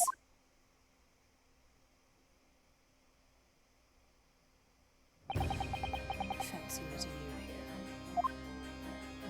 you here. In the last place on earth I'd like to be. The last person on earth I'd like to see. I couldn't very well not come. We heard what happened. Then Inspector Gregson was... Go home. This has nothing to do with you. But... Forgive me, Lord Van Zieks, but I must disagree. Inspector Gregson was very helpful to us on a number of occasions. We're indebted to him. At the very least, we owe it to him to find out the truth about his death. You must help us with our investigations, please. There's really nothing I can tell you. What were you just reading in the back cell there? Was it something related to the case? This. The author secrets so heavily out of this information as to share case details with the suspect. This is a letter from an old acquaintance. Oh, might that be? Someone you know. Albert Harebrain. Of course, yes. I keep forgetting they went to the same university. But I would like to read my correspondence in peace, so let's get this over with, shall we? What is it you want to know? Strange. I mean, let's face it, Lord Van Zieks never minces his words. But they seem to have less bite than usual somehow.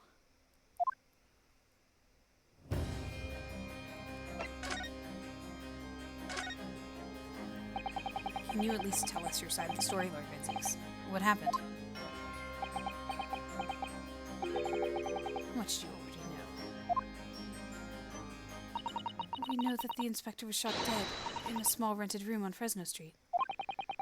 And that you were found there by the police when they arrived at the scene and immediately arrested.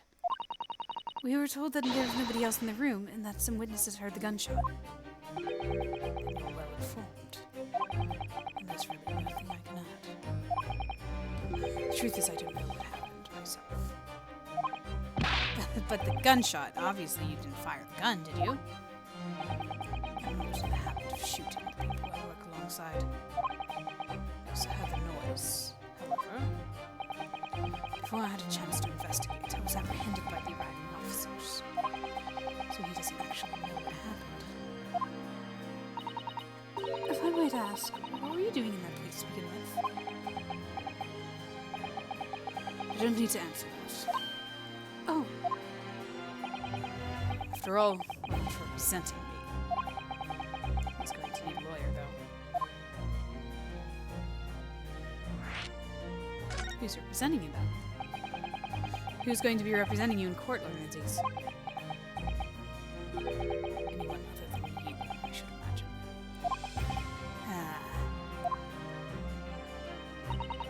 would I be right in assuming that you have no representation as yet? Defense lawyers shy away from any trial involving the Reapers, I'm sure you know. But this is different. In my career, all the defendants have been prosecuted, only 19 have ever been acquitted. Of them, 16 subsequently died in mysterious circumstances. Questions will be asked now. Surely not. I assure you, no defense lawyer will want to touch me with the end of a barge pole. But you didn't actually have anything to do with those people's deaths, did you? It's been 10 years now that I've been known as the Reaper of the Bay. Believe me, nobody wants to know the true identity of this killer more than I. However, it seems things may come to a head before I have the chance to uncover the truth about that. What do you mean by that?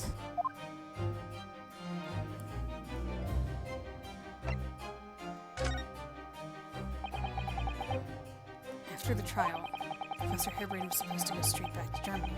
It was a letter to inform me of his safe arrival at Hamm and arrange his passage by sea and rail. It's a relief, I must say. He should now be beyond the reaches of the Reaper. Because the Reaper doesn't follow people abroad. Yeah, so it seems. Our stupid little Nipponese friend, for example.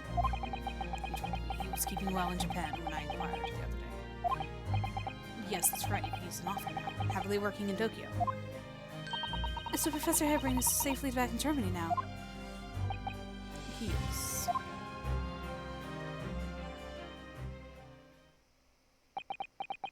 Gina's the third one, by the way. She's still here. So it appears our conversation has run dry. There was a 2-second silence, that's all. Well, in any event, you'll excuse me now.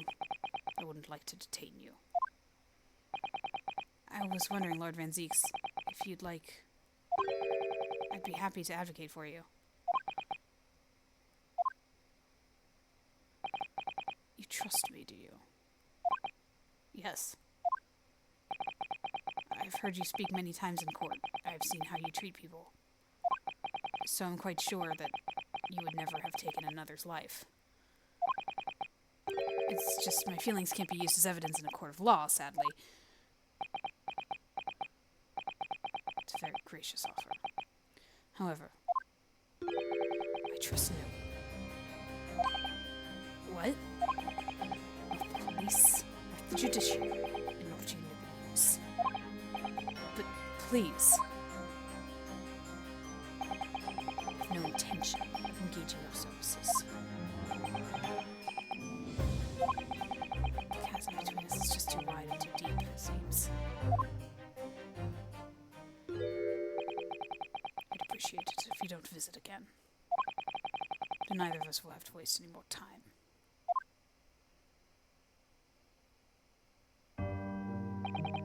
Perhaps we need to dig a little deeper and find out more about Lord Van Zieks and what happened to Inspector Gregson.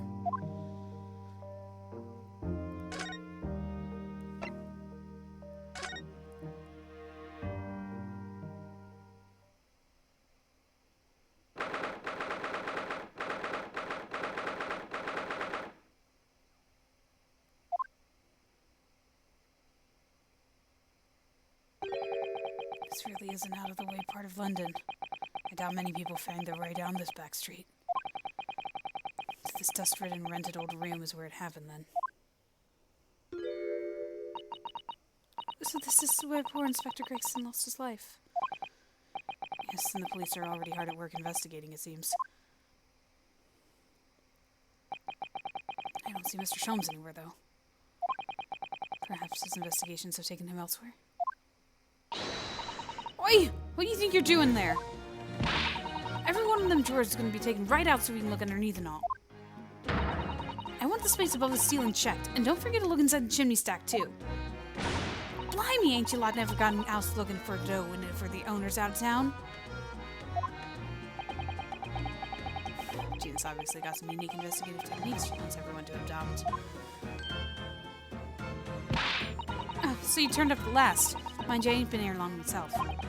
Hello again, Gina. Sholmes has only just left. You're lucky you missed that. You went prancing around here, pointing to stuff and flicking all that out of his, and then just Scarper. Oh, he's finished investigating already, you mean? Yeah, he didn't stop to say nothing to no one. Not even me. Gina, would you mind if we investigated too? Listen, Otto. You're a lawyer, right? Yes, why? Well, you're not thinking of trying to help that Reaper bloke, are ya? Poor Gina. She's never going to forget, is she? The trial will haunt her forever. Gina, if you don't mind me saying, if Lord Van Zieks really is responsible for this crime, he will be duly and fairly judged in court. I suppose you're right. Yeah. Go on then, Otto. Get investigating. I want to know the truth about what really happened here. Thank you, Gina. Alright. First, tell me what you can tell me about everything. Gina, what was Inspector Gregson doing here in the first place? That's what I want to know. It's what, half a year since I got out of the clinic? That's when I decided to give up me diving and become a detective instead. Yeah, Mr. Sholmes twisted the inspector's arm to agree to take you on as an apprentice, didn't he? Something like that, I think. Anyway, the point is, I didn't really know much about the boss till then. But it turns out he's a bit of a legend of the yard. Goodness, really? And you say he managed to solve some really tricky case, just like that. He did. Yep, and ever since then, he started going on all sorts of investigations, but always on his own. No one else in the yard even knows what half the cases he's working on are, apparently. That's not how it's supposed to work, is it? So what was the legendary inspector doing in a dingy little room like this? I know he's added a lot of respect for the Reaper and all. And look where that landed him. Respect for the Reaper? In what way? I heard him say as much. I dig my hat off to that fella. Were his words. Not how the general public feels, is it? Most people are terrified of the Reaper. Yeah, the boss said that's exactly what he respected in the bloke. I didn't realize Gregson held the Reaper in quite such a high regard. He said something else to me and all. That I didn't need to worry about the Reaper, because he only goes after people what are bad. It did kind of set my mind at ease when he said that. Right. What is this place then? Does anyone live here? Apparently it's been rented by some code called Hugh Boone. Hugh Boone. Hugh Boone. Hugh Boone. It's a sort of here today, gone tomorrow name, that, isn't it? Yeah, he's what we call an unidentified person. We haven't been able to get in touch with him. I see. Well, judging from the appearances, I'd have to say this place hasn't been lived in for a long time, if ever. Right? All the lads from the yard piled down to get stuck in the investigation. But there's so little here, no one knew what to do with themselves. I do wonder... Yeah, Mr. Sato? Well, could it be that this Hugh Boone is in fact Inspector Gregson himself? Inspector Gregson himself? How could that be? Well, if he was investigating on his own, it's quite possible that this was in fact some kind of secret office of his. I never even considered that. Nice work, Zeus! We're actually following a line of inquiry like that ourselves. You are? And if you look around the room, you'll see. Here's a few things that hint at... We should really investigate this place in detail.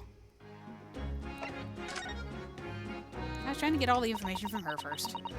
I see that's where the poor inspector was found, over there. Yeah, that's right.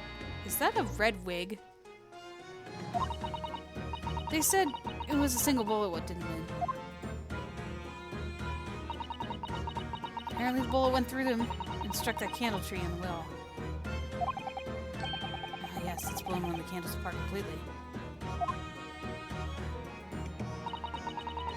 And the gun used there in the floor. It's a Reaper's, isn't it? No denying that. What? Really? How do you know that? Take it easy. I don't know what to do with myself when they stare at me with those big wide eyes. I'm only saying what I heard. I don't know much about guns myself. But there's some bigwig lawman or whatever said so. Why don't you ask him? Bigwig lawman, is it? Anyway, Fresno Street runs along under the window there. There were some street sellers just outside who heard a gunshot. Oh, but I don't recall seeing anybody outside. Yeah, they've all been taken down the yard for questioning. That's why. We're talking about the yard's legendary inspector here, after all. They'll be getting a grilling. Think we might be able to speak with those street sellers ourselves? I doubt it. The lads at the yard will just want to know what you're snooping around for, and it'll be good for grilling and all. So we can't interview the witnesses then. Shame. Alright, let's look around.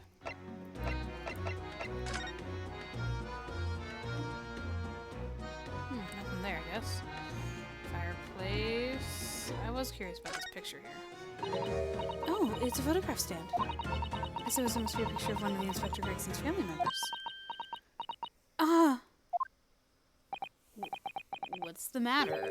Your eyes look like they're about to pop out of your head. They are, look! Mr. Naruto, quickly! What am I looking at? Why do I feel like this woman is familiar somehow? Of course she's familiar. We met her only this morning. Ah, it's Mrs. Vigil. This makes no sense. Why would there be a picture of Mrs. Vigil in here? To be frank, I don't think I've ever been more stumped. I'm sorry to say I have no idea either.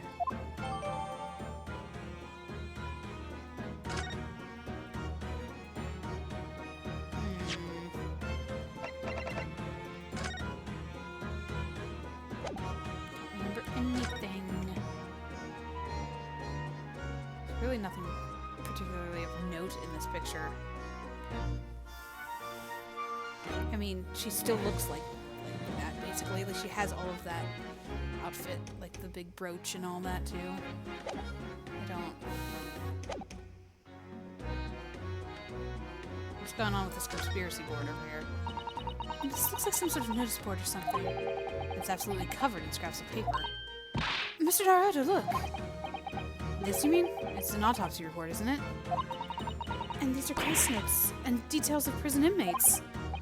Yes, in fact, they're all sort of documents that only a detective could normally acquire.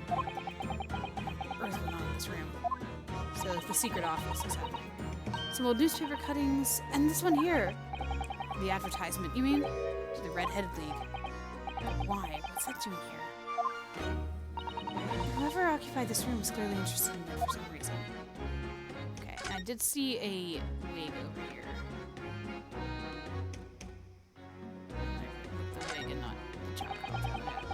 Since we came in here, I can't take my eyes off of this thing. Oh, funnily enough, neither can I. It's a hairpiece, isn't it? It is, a bright red hairpiece. And I suppose the fact that it's right there next to where the body was found means we have to accept that Inspector Gregson wore wigs, does it? And in such a flame-colored red, too. Yes, that's a color we've come across very recently elsewhere, isn't it? Exactly. It's a vital clue, I'm sure of it.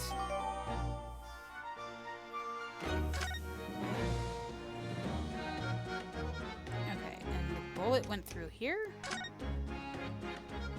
The top of one of the candles in this candle holder has been completely blown off. Yes, there's wax splattered on the wall behind, look.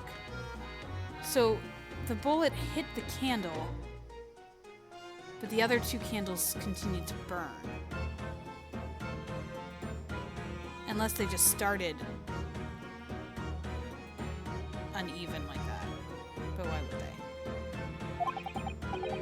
I suppose if a bullet had hit it, it does seem likely that... Oh, it does seem like likely that the bullet hit the candle, having first passed through the inspector's body. Now all that wax on the wall looks like blood to me. I mean, it does. It's like red. Candelabra from the wall. The inspector is found dead. The top of the candles appears to have been blown off. I'll look at that in a second. Let's look at everything else here. This is presumably the murder weapon, then. Why, it is real, I suppose. I think so. Guns are so rare in Japan, I really know very little about them. There's no way to know for sure, Mr. Naruto. Fire a shot. No. If I did that, I'd be looking for a skilled lawyer to represent me in court. Slightly safer to just ask someone who might know, I think. Okay, another thing to look at. What's this? It would appear to be a little model policeman. It's rather charming, isn't it? In a way. Seeing as it's on the floor here, do you think it belonged to Inspector Gregson? It's a little hard to imagine what Renzi explained with something like this. It's only about 8 centimeters tall. Could have fallen out of someone's pocket, I suppose. I think we should record it as evidence, just in case. Yes, I agree. It is rather delightful, after all. In a way.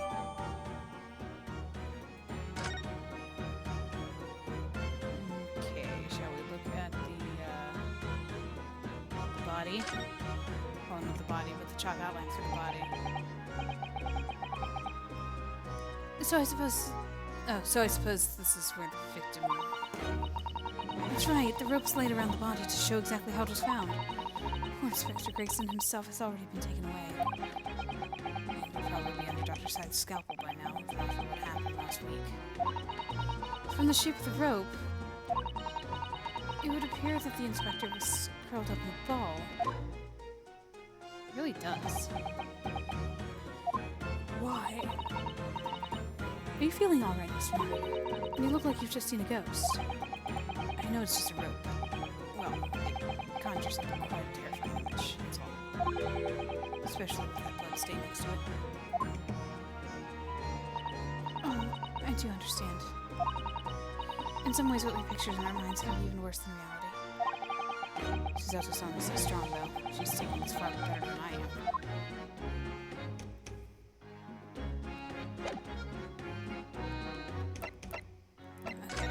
Some evidence to look at. It's got a wig of flaming red hair.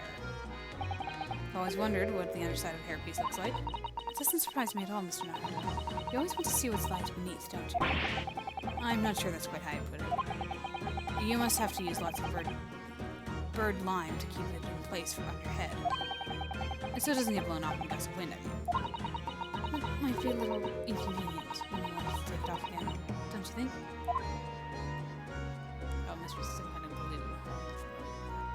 Oh, whoa. I just had like a weird optical illusion thing happen where I thought that this was like down. Like this is further away than the edges. How did I look at that to make it look like that? That was crazy. Anyway.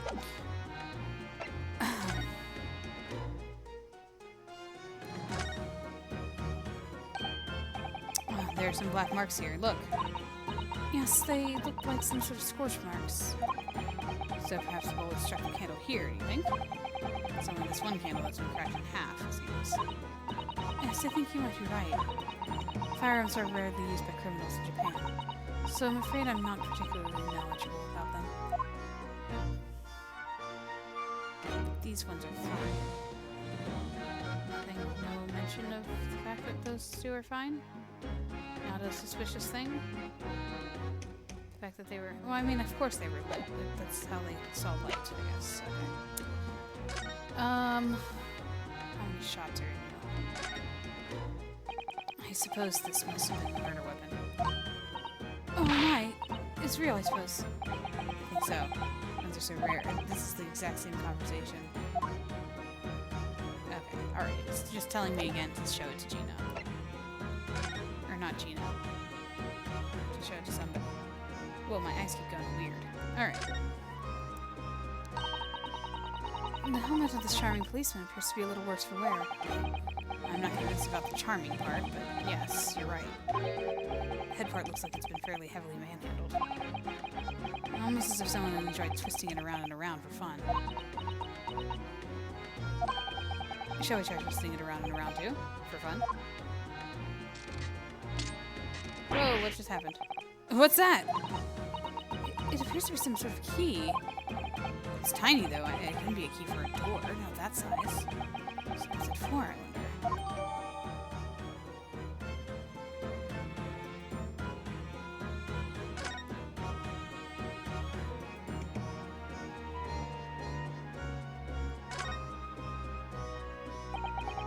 This looks like some sort of key. Yes, it does. A very tiny and simple key. It's a little key to the inside of the brain of the policeman in the first place. What's it for? Okay, I think that's it for that. Alright, I don't think Gina is actually knowledgeable about firearms, but she is a detective, so... Oh. Sholmes.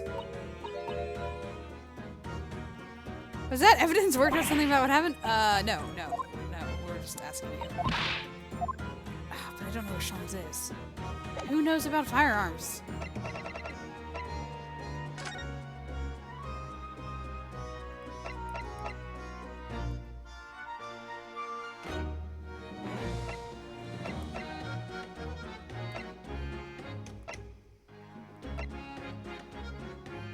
We were told not to come back here. We were told not to come back here. Do you know anything about firearms?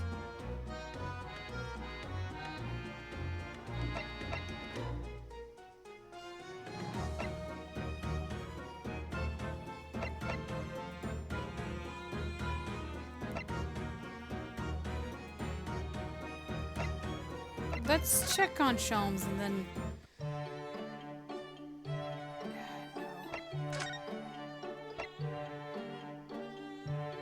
It says we haven't visited this place for some time, so it looks like she's egging me on to come here.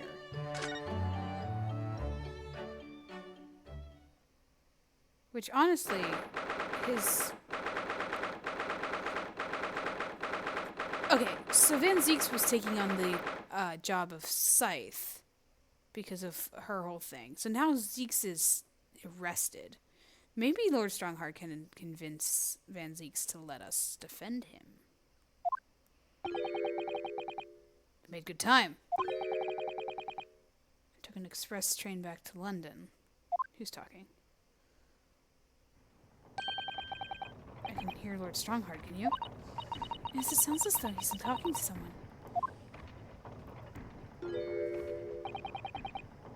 Is everything in place? I had a private compartment on the train so I could check all the paperwork. It's... Kazuma-sama!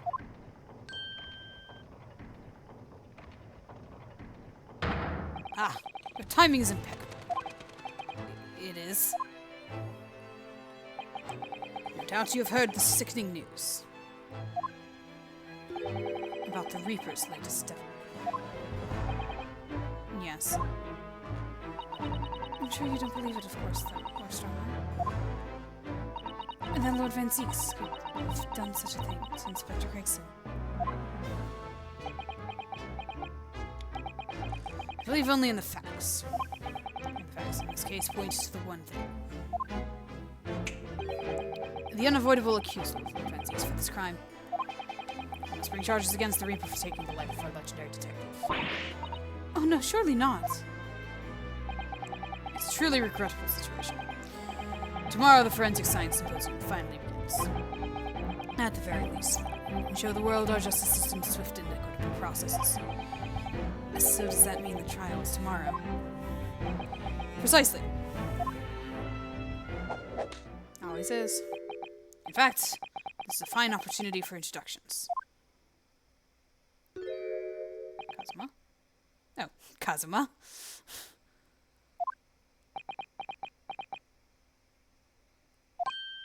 Ah, but of course. You're already acquainted, aren't you?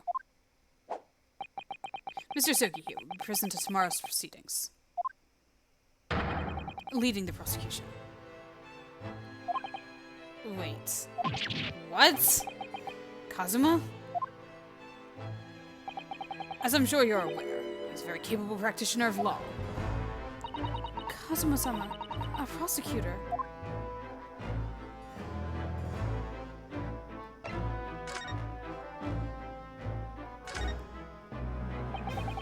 I'm sure you can imagine that tomorrow's trial will be closely followed all over London. In fact, no, people are all over the Empire will be watching closely to see how it unfolds. There's no salvation for anyone in a trial prosecuted by the Reaper of the Bailey. And now, the Reaper himself must stand in the dock. Quite so. The public want answers about the Reaper. Answers about how and why those who escaped conviction subsequently died mysterious deaths. But Lord Van Zieks firmly denies any involvement in such matters. And there have been thorough investigations that have proven him to be innocent. That's certainly true.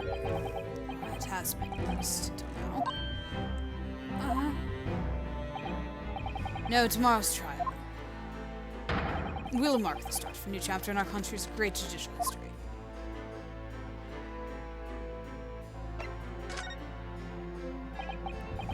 So Kazuma will be prosecuting tomorrow. That's right. But he's a defense lawyer, Lord Strongheart. Accomplished young law practitioners cannot pick and choose their rules. Imagine what it would mean for the prosecution to know the strategies commonly employed by the defense. Devastating combination, wouldn't you say? Wouldn't you agree? Absolutely. I have no doubt at all that Kazuma will be razor sharp as a prosecutor. But why Kazuma-sama? There are surely many other highly skilled prosecutors in Great Britain. It was a personal request. I asked to be assigned to the trial. You asked for this? But why? It'll all become clear tomorrow. I'm guessing you intend to stand for the defense, don't you? Although the Reaper appears to be turning down offers of representation. I'm surprised such a personal request would have been upheld. It seems unprecedented. Quite exceptional, in fact. You are quite right, Miss Wikitopa.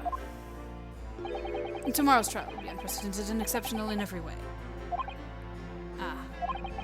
After all, the accused is one of Britain's greatest prosecutors, the pride of the Empire. It would be unwise to give the public a reason to perceive it as judiciary closing ranks. So that's why you're happy to let a foreigner handle the prosecution? Yusuke, let's see how your skills have been honed after practicing law in this land for many months. Kazuma, I don't understand why you're being so hostile to me now. This isn't going to end well, my friend. Yeah, this is very... yes, we noticed that there was a gun at the scene of Inspector Gregson's death. Do you know if it belongs to Lord Van Zieks? That would be a question for the detective investigating the scene. Well, the thing is, she wasn't sure, so she told me I should ask somebody higher up who might know. That's right, Mr. Naruto. Be direct. Certainly a model that's issued to all personnel involved in law enforcement, yes, which includes prosecutors, as I'm sure you can imagine. In that case, it could actually have belonged to the victim. No, Gregson had his gun on his person. What about Lord Van Zieks? He claims it's currently not in his possession. But, according to his story, he lost it. Ah, come on, man. It's not like you. George is a little bit more than a little suspicious. Yeah, that's... But just because the gun in question is the same type of the defendant's is no proof that it's actually his. No, of course not. Nevertheless, the situation is grave for Lord Van Zieks. Can we talk? Can we talk, Kazuma? Hi. I'm sorry for all the worry I've caused you. but it'll be alright now. Has your memory completely returned? Yes, completely. I remember everything. Including what I was coming here to do. Right. Kazuma-sama, I can't tell you how happy I am to see you alive and well like this.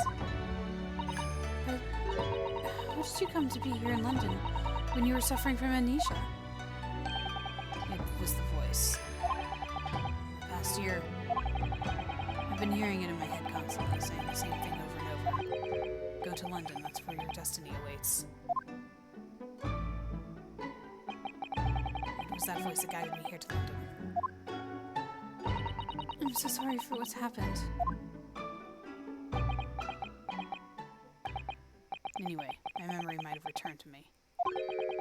But there's something that won't return the way it was before. What do you mean?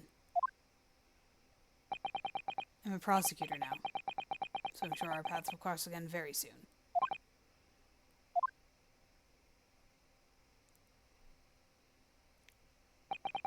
Doesn't look like we're going to glean much more here. Well, thank you very much, Lord Strongheart. Remember, tomorrow's trial will go down in our empire's history. And there's much you could learn from the public gallery.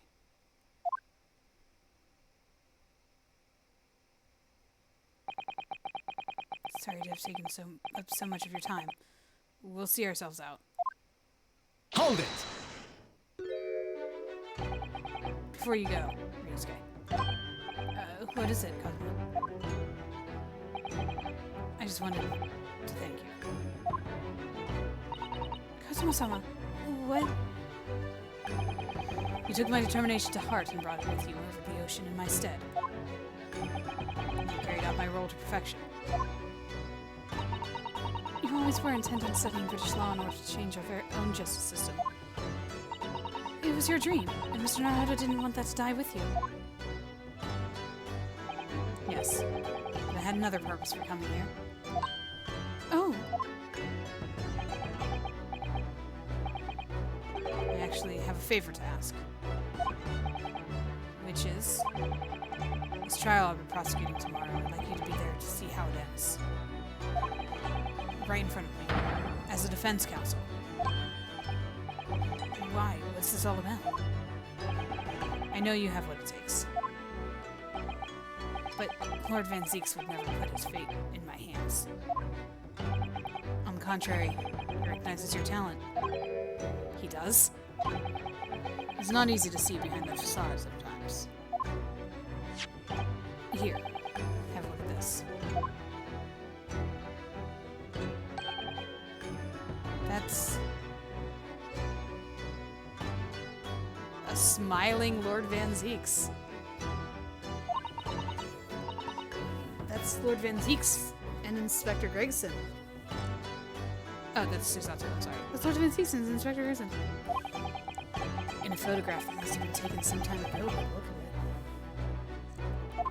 at it. And who's the third person? It was displayed very prominently in the detective's office. In Gregson's office. Yes. What I'm trying to say is, I really think you can trust this Reaper. You might find that some straight talking makes him take a different view. Take it. Okay, so is Kazuma, like, kind of on our side? Are we battling each other for the truth? Is this gonna be like if Phoenix Wright and Miles Edgeworth were on opposite sides of the courtroom kind of thing?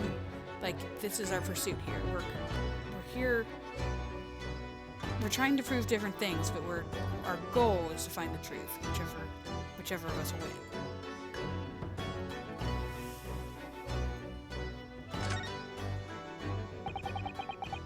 I don't understand. Why are you giving me this? Just hurry, Ryusuke. Visiting hours at the prison are almost over. What are you doing, Kazuma?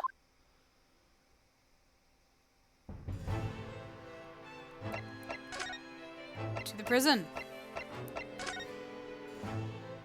They always say visiting hours are almost over. But it can't be that late at night.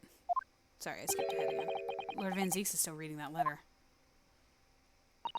We've been gone quite some time, though. Either he's an incredibly slow reader, or it's an incredibly long letter. I might even be able to read English faster than he can. I was intending to ignore you entirely. But I can't turn a deaf ear to such an insulting Nipponese. Oh, sorry. I didn't think you'd hear that. I had the case notes brought to me in secret, so I was reading them to pass the time. Yes, we heard that your trial is set for tomorrow. Which is none of your business. So, have you found a lawyer? How many times must I reiterate the same thing? This has nothing to do with you. In other words, no. We were just talking to Lord Strongheart, and the prosecutor for your trial has been decided. I expect nothing less. I have no idea who it is. It's going to be Kazuma Asogi. Asogi. That made the color drain from his face.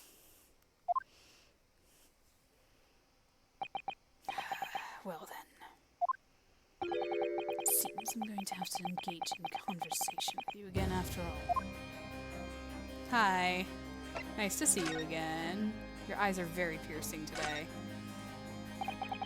10 years ago, who was the director of prosecutions at the time, was murdered. And the killer, as you know, was a visiting student from the Far East. Not a single day goes by when I don't curse the name Asogi. Genshin Asogi was Kazuma-sama's father. So what cruel twist of fate is this now, 10 years later? A man's son is to crucify me in some kangaroo court. I still don't understand why Lord Strongheart apprenticed Kazuma to you. It's what he does. No doubt he knew of the young man's true identity from the outset. But what could he have been hoping to achieve?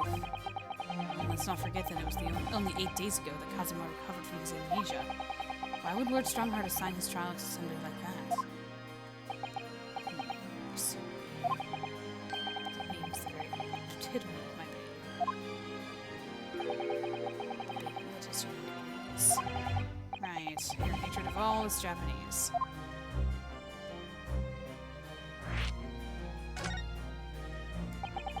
I'd only just been appointed as prosecutor when it happened 10 years ago. My brother Clint, the director of prosecutions, was hunting down a mass murderer, so-called professor.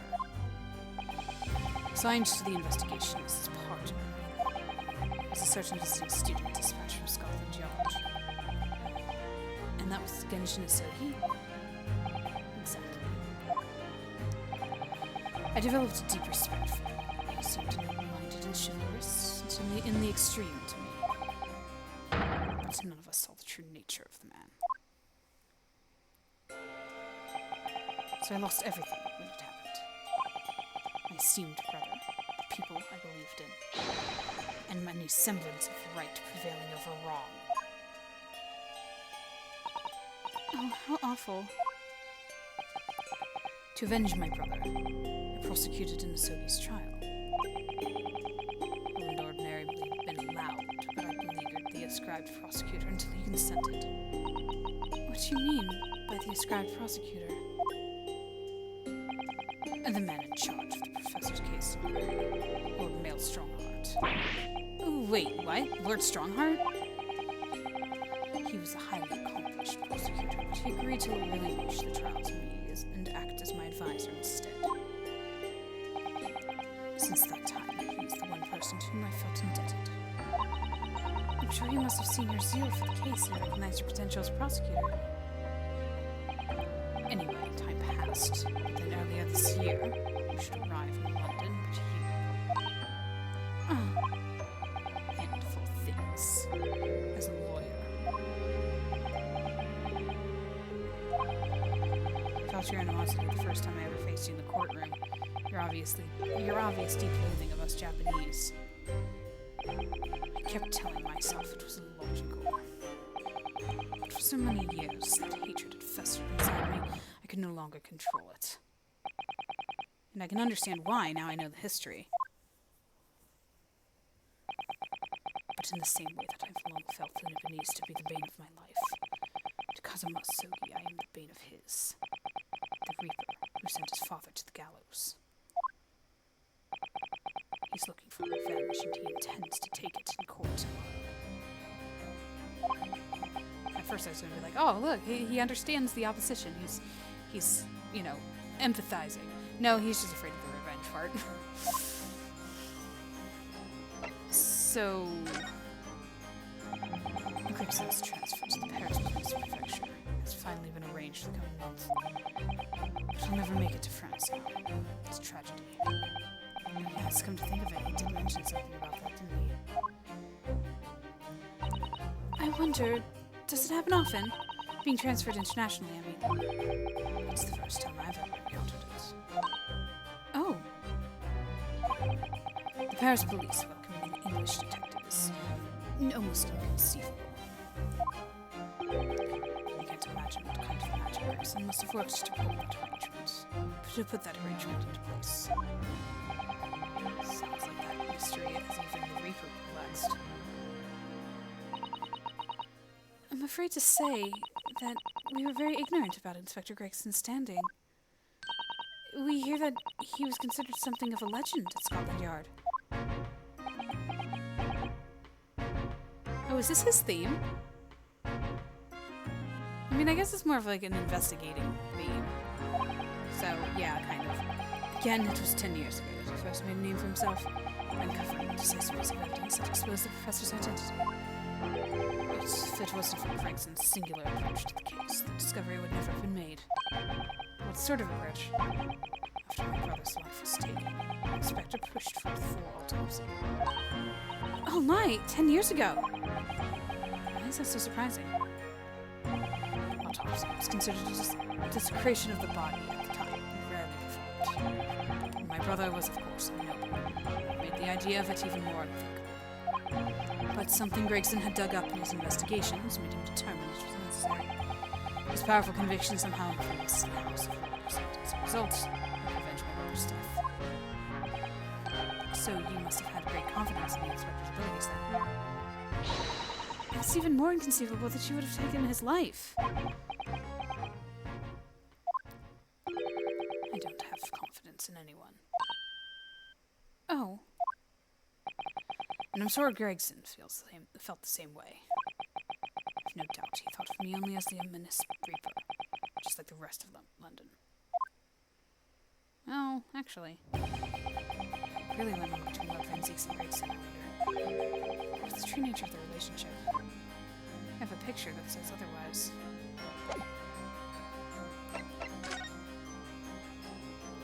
Cherished memory? Lord Van Zieks, we came by this old photograph.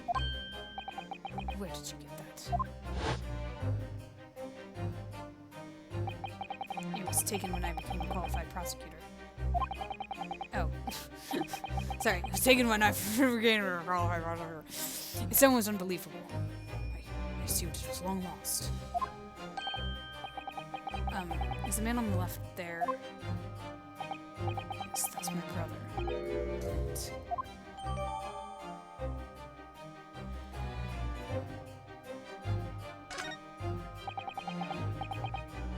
It had to be, really. Apparently this picture is prominently displayed in Gregson's office. He had a deep respect for you, you know. Were you aware of that? Respect. It's nonsense. No, we've heard someone attest to it very clearly. Inspector Jean Lestrade, no less.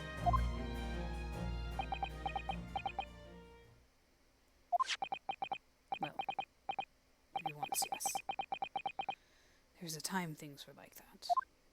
We were brothers in arms, jovially discussing the future of justice and other such lofty subject matter. Just a nice glimpse of the past.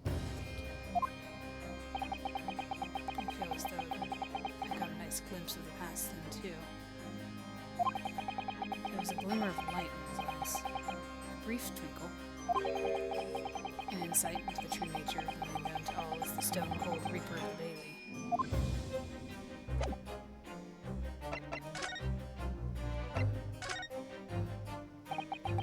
About the gun used to shoot the inspector that was found at the scene.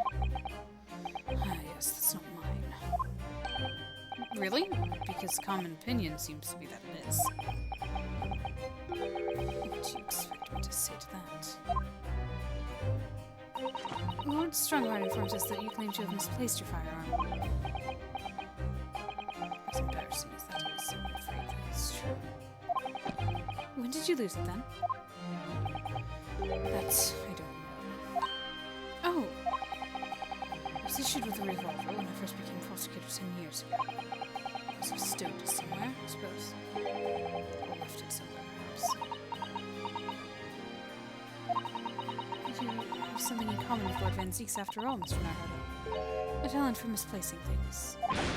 No, no, no. There's nothing to do with me. Don't drag me into... Oh, this has nothing to do with me. Don't drag me into it. Don't make the mistake of associating me with the Snippanese. Oh dear. The rift is very wide, isn't it? So it's not decisive evidence, clearly, but it doesn't look good. That's for sure.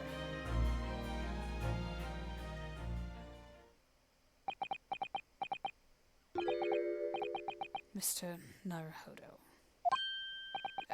That's the first time he's ever used my actual name. I've lost all confidence in my country's justice system. I don't trust the police, the judiciary, or lawyers. But there's still one thing I'm willing to believe in. What's that? That which you see in the eyes of another across the courtroom. A simple determination to know the truth. Lord Van Zieks? From the very first time we clashed in the Bailey, almost a year ago now, I couldn't deny it, even though I dearly wished I could. Here's a loathsome Nipponese who has an absolute integrity as a lawyer. There are only two other men I've known with that same look in their eyes. My brother Clint and Genshin Asogi. The man he idolized and the man who betrayed his trust in the most hideous way.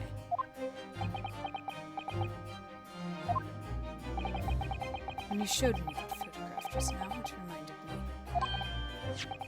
You mean this photograph?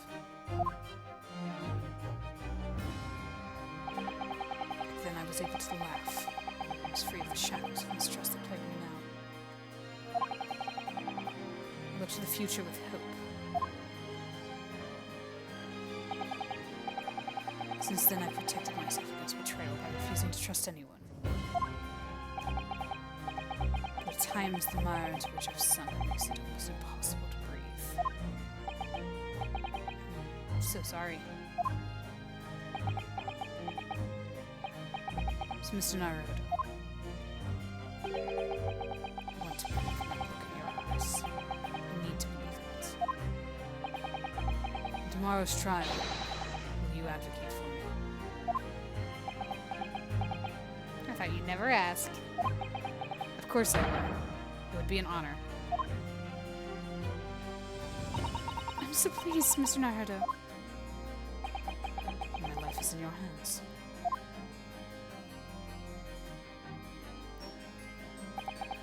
For Lord Van Zieks, that must have been an incredibly hard thing to ask. Which is why I simply cannot let the man down. Tomorrow, in the Old Bailey, against my old friend, Kazuma.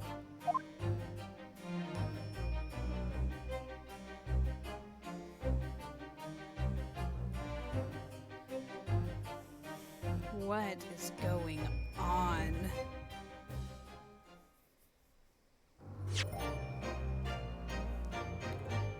I mean, I have to say, I knew this case was a thing, but I thought it was the last one. And now we're in it. Inspector Gregson is dead. There's some mysteries surrounding that death and what is happening. Why was he in that room? What did the Reaper...